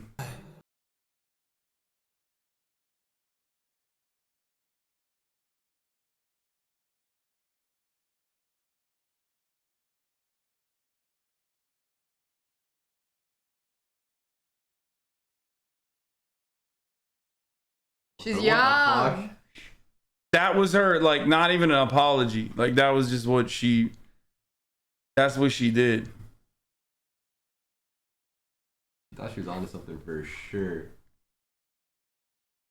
Do you guys want to watch a fake Darman video? Evil TikToker pranks blind woman, goes too far. What happens next is shock.